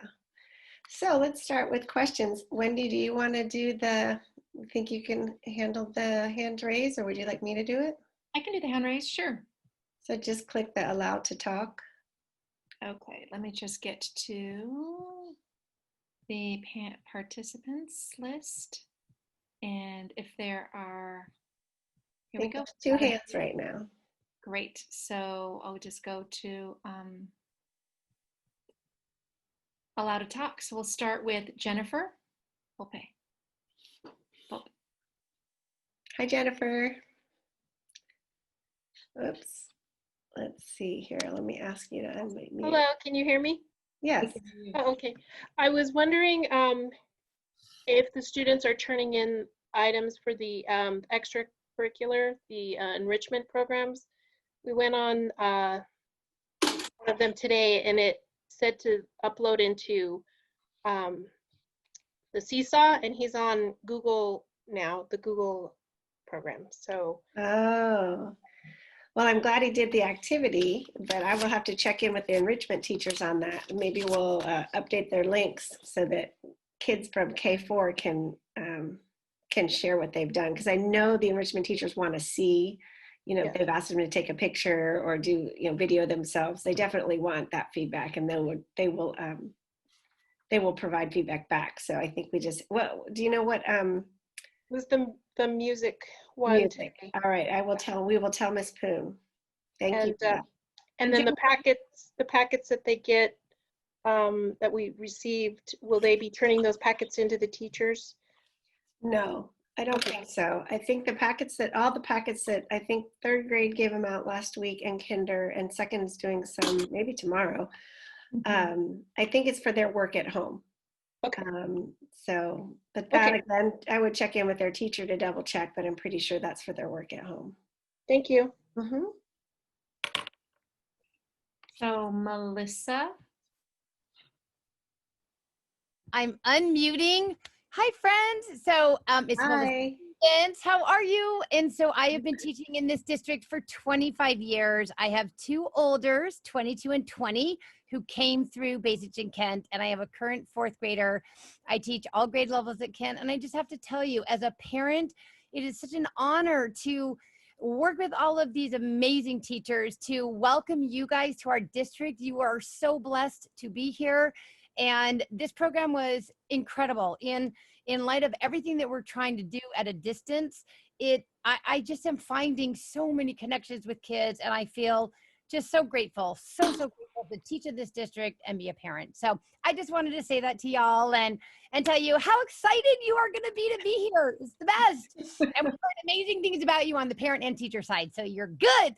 Oh my goodness. Thank you so much, Melissa. That was great. You guys put on an amazing presentation. So I just wanted to share.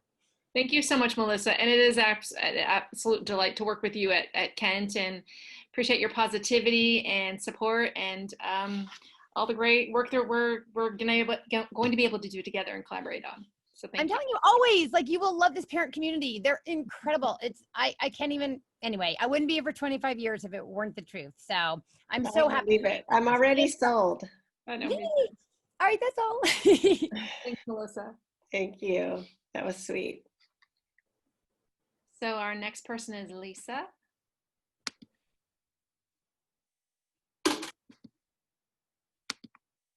Hey, Lisa. Hi, Lisa. Let's see if you Hi, you can hear me, right? Okay, great. Hi, thanks. So I just have a question. So my boys are in third grade, and they've been doing this math, which is not my strong suit. But they've been doing a bunch of worksheets. And I'm wondering, since they're not on Seesaw anymore and they now have the Chromebooks, how are the teachers checking their work? Because one of my sons is really good at math. And so he comes in and says, look what I did. And I just look at it and give him props, but it's slightly glazed over. But the other one doesn't. The other one is far less inclined to show me any of his work. Twins are so fun. So then I have to ask. And so today I asked, and I looked through the sheets and noticed that the one who didn't want to show me, had only done half of the last sheet. So I had him fill it out, and it's probably fine. Again, I glanced over it. But I'm wondering how the teachers are then seeing their work. So they're doing the work, but then how are the teachers on things that aren't in Google Classrooms or part of the worksheets that they're getting? How are they then saying, hey, you're doing this right, or hey, you're not, or this is right and this is wrong? And we got a lot of that feedback last year because everything we turned into Seesaw. But and again, I know they don't want the parents in there, which I super support, but I also want to make sure they're supported and doing it right. And I just have no way of knowing, even with the cursive book, all of that stuff. So if you guys could walk me through that a little bit, I'd appreciate it. Yeah, I have a couple answers for you, and I do think you should also ask the teachers themselves. But it was one of the things I put on the questionnaire. But I thought, well, you're here. So one of the things I know is in the works is them. I think actually even tomorrow they'll be teaching kids how to take a picture of their work and send it in. Also, when they work in their breakout rooms or even in their whole group, if students were asked to do work, they're probably obviously going over what their work is. So then the student themselves can be like, yay, I got number 1 right. Oh no, I didn't, I need some more help with this one. And so, you know, just in real time, the students might be getting feedback that you're not seeing. Yes, because I'm not there. Finally, with 3rd grade, you're 3rd grade, right? Yeah. With Google Classroom, these guys are just learning, and so are the teachers. And so they have yet, and maybe they have now, but earlier in the week, they hadn't posted assignments yet on Google Classroom. And once you post assignments on Google Classroom, then they can give feedback through Google Classroom. So I don't think they're quite there yet, but they'll be starting to use Google Classroom in that way, kind of like you're comfortable with Seesaw. Okay, great. I just, that's really good feedback because I just wasn't certain. And I feel like they've been doing all this work or they're writing something right now. And of course, the one who want to show me his myth keeps wanting to read me his writing. And the other one is like, I did it.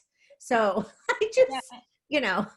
I'll just add to that, you know, there's a lot of informal assessments that happens as the teachers are meeting with students, as Marianne said, in the breakout rooms. So some of that conversation happens when they're conferring with students or having those kind of small group or one-on-one discussions. I mean, in some cases, teachers are asking, you know, in a, you know, absence of having the picture that then gets uploaded, the photo that gets uploaded to Google Classroom is literally holding up their work to the screen. I've been in classroom where that's been the case. And then that gives them an opportunity for real-time feedback. Right. So there's we're using different methods to provide that ongoing feedback. I totally get that. And I love that. I mean, Marianne knows, I wrote her a note. I'm happy. But I'm wondering, is it possible, and only because I don't have one, but is it possible to take a picture and upload it with the Chromebook? Yeah, once you take a picture with the Chromebook, then you can, you know, do what you will with it. It's on the Chromebook. Okay. So then they're going to know more about this stuff than I will in like a week. Yeah. Okay. Thank you. Obviously, yeah. Thank you. All right. So next is Tori. Hi, Tori. Hi, can you hear me? We can hear you. Oh, great. I just wanted to say thank you. Tonight was wonderful. And I have, while staying out of the room where my son is working, I have still been listening. And the amount of patience and the thoroughness and the over and over and over that these teachers are doing, they all of their halos should be shiny and well polished. I think all of us came into this very nervous, and boy, you guys have knocked it out of the park. It's really just been fantastic. So I just hats off to you guys and to your teams and to all the teachers and everybody who's been working so hard, because on our end, it's really looking great. Oh, thank you so much. I really appreciate that. And I'll pass that along to the teachers too. Thank you guys.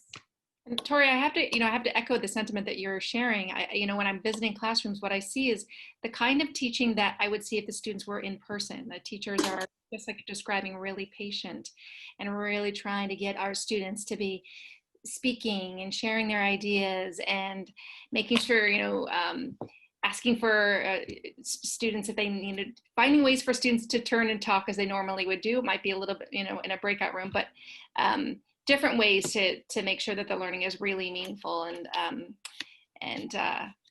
so that all of our students can continue just to grow from day to day. So thank you for that.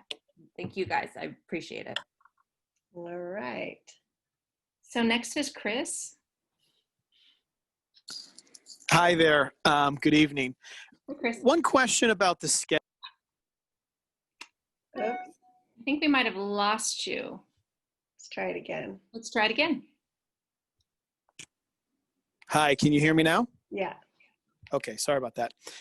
One question about the schedules. Are you guys taking feedback about, how much. Why does it keep doing that? I'm not sure, but we can get you back in one more time. Chris, let's try one more time. Now he looks gone.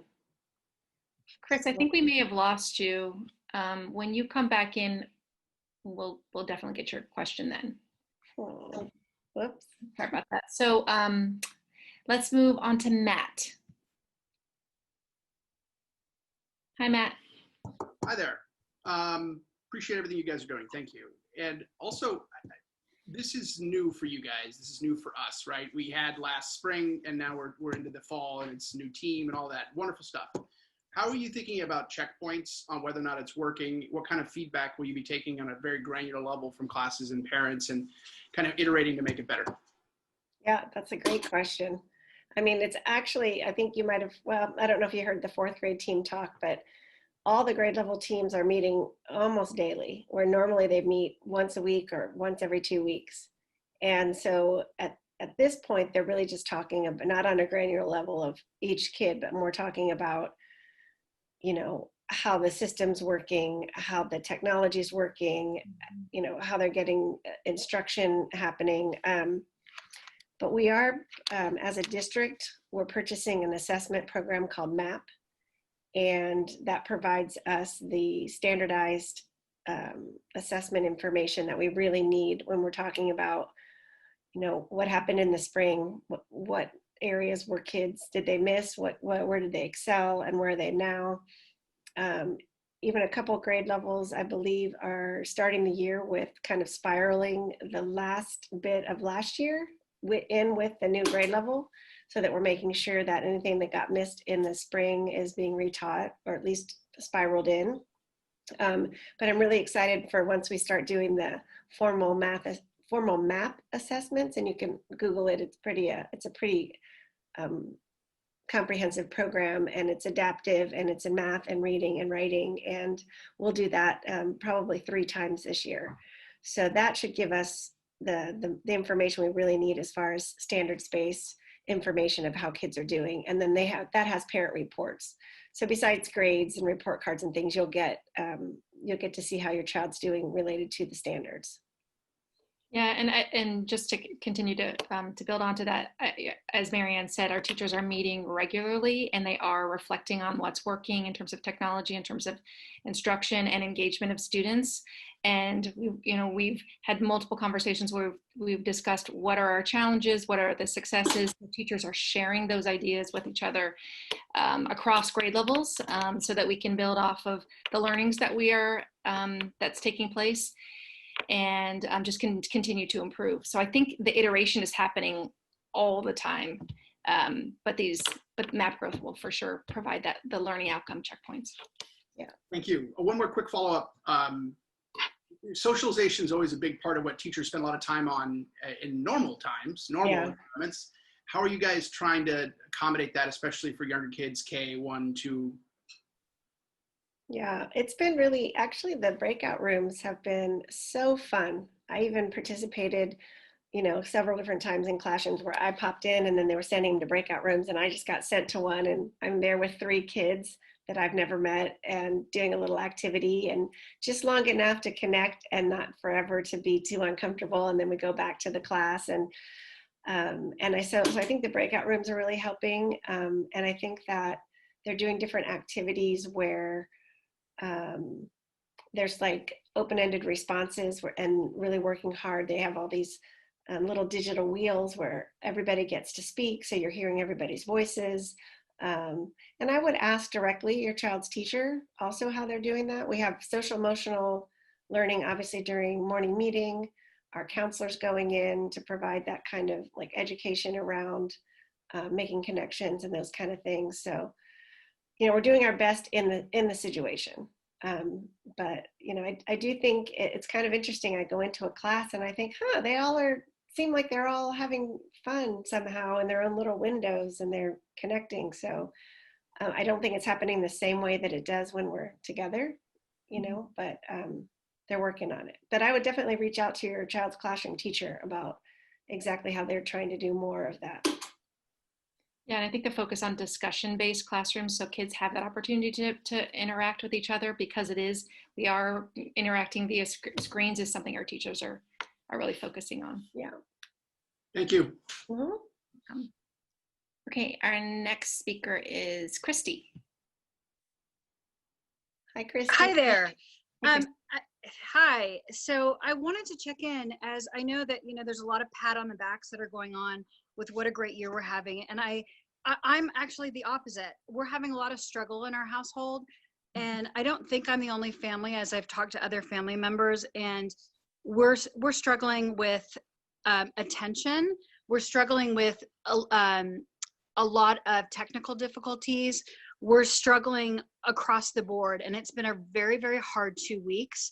I know that we still have kinks to work out, but I feel like it's important that people know that that there are people who are struggling out here, and yes, it's great that we all are getting pats on the backs about it, but there are struggles out there for other families.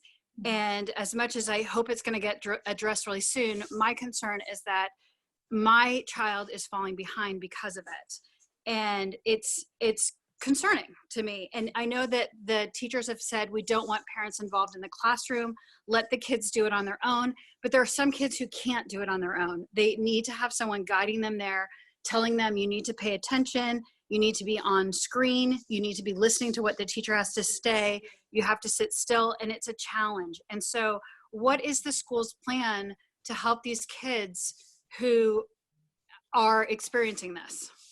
Yeah, thank you, Christy, so much for letting us know what's going on for you. And I guarantee you that there are a lot of people that feel the same way you do. Just as much as we're so excited about the gains that we've made and the ideas and the instruction that we're doing, and our plan is so good and teachers are working really hard. I get it, that there are kids and families that are really struggling, because it is hard. And I really think that, we have to address the difficulties individually. And that means working with you and your child and your classroom teacher to see what we can do to make some, changes that would support your child. But the fear is real that many children might be falling behind, because this is a different kind of instruction, and we had different kind of instruction in the spring. So we do feel good about what we're doing, and I feel like the pats on the back are real, but we're not blind to the fact that this is maybe not working for everyone, and that it's still hard. And finding your place as a parent, trying to figure out what you let your child do on their own and what you have to reinforce, and letting the teachers try to pull your child in and help them pay attention and those kind of things. Because obviously if your child was sitting at school and not paying attention, it would be the responsibility of the teacher. Mm-hmm. And so, I think the line is different for everyone. It's very gray of how much to help your kid and how much to let them kind of navigate things on their own and grow and become independent. So, we are slowly collecting our list of kids who are having difficulties. We have a Students of Concerns committee that meets every week, and we try to address the different academic concerns, social emotional concerns of our different students. So, you just saying your name and reaching out right now, we will definitely pay attention to a way that we can support you and your family. I think that's great. I think, part of the technical difficulties the other day, he got booted out of his classroom, and then he waited an hour and a half in the waiting room, and the teacher never came back on to grab him. So we lost potentially almost the entire school day, and of him staring at a screen that said, your host will be with you shortly. I'm so sorry. We do have people in the office every day, all day. And so anytime that you call, we will immediately connect with the teacher and let them know if there's a problem like that. Please don't wait. We can take care of those kind of things quickly. Well, and a child who doesn't want to have to pay attention isn't going to be the one who actually alerts us to, my teacher isn't there. So we have other challenges for other kids who don't want to, you want them to learn on their own. And you hope they take the right steps, but you know, it's a work in progress, but I needed to have it on your radar. No, thank you so much, Christy. I appreciate your vulnerability. Yeah, and Christy, to add to that, we have a number of our support staff, our support educational specialists, whose work is going to be, it's forthcoming. So our ELD teachers, our special education teachers, our math intervention, reading intervention, other tutoring and counseling services, those are getting, you know, up and running, and so they will be providing additional supports. And then you may have also heard in the session for your child's grade level that time, that student support block time, is time for teachers to work with small groups. Sometimes it's individual students and sometimes it's small group or whole group, but it varies based upon the need of the child. So maybe your child would be a student that might be supported during that time. So that will that's as an example of one of the kinds of supports that we're trying to put into place to help our students. Yeah, thank you, Wendy. Thank you. Thank you. Okay, next is Becky. Hi there. At first, I just want to say thank you to all the teachers and administrators who clearly have been working nonstop, you know, for all of the kids, and have really, you know, have vastly improved what has been offered this fall. And I'm just extremely grateful for everyone's tireless efforts. My question really pertains to the schedule and the way that it was planned out, because we're finding that the 2 short 15-minute breaks is really not adequate for our child to get up and do anything meaningful, like with his body, and eat a decent snack to go back and then be prepared for school. And then he's generally famished by the time school's over at 1, having that like fairly late for lunch for him. I'm just wondering if there's any flexibility, if there's been any discussion about either adding in more snack time or just lengthening the time, because even I believe like a morning recess is usually longer than like a 15-minute break. Yeah, so there's actually been a lot of talk about that. You know, teachers are talking about student stamina and fatigue and trying to figure out, you know, we said this from the start, that we were going to create a schedule that we thought was the best for kids and the best for instruction, but we knew we had to be flexible. So we're really listening and leaning into when families are saying this is hard for us and here's why. And so, you know, teachers are already thinking about having more movement breaks and extending, you know, shortening one break or extending another one, or, you know, encouraging kids that if there's any independent time that, you know, to stand up or those kind of things. Or so we are looking into ways to support kids. And we do know, though, it is the beginning of the year. And just as always, when students are just figuring out how to go back to school, it is quite the learning curve for them to develop the stamina again, to be able to sit and think and spend all day really doing that brain work. And I do think also being at home is quite encourages the snack desire even greater, because, you know, the kitchen's right there and so is mom. And so I just think adapting to all of this is important. We need to keep listening to you guys, and teachers need to keep watching kids and being like, oh wow, they're like laying on the desk, they're not really, they're losing it. And so yeah, we're definitely open to trying to figure out ways to make it so kids are really getting optimum learning each day. So thank you for that feedback, and yes, teachers are definitely reflecting on those things. Thank you. Mm-hmm. The next speaker is Katrina. This might have to be our last one. We're at 2 minutes. Oh, that's right. Okay.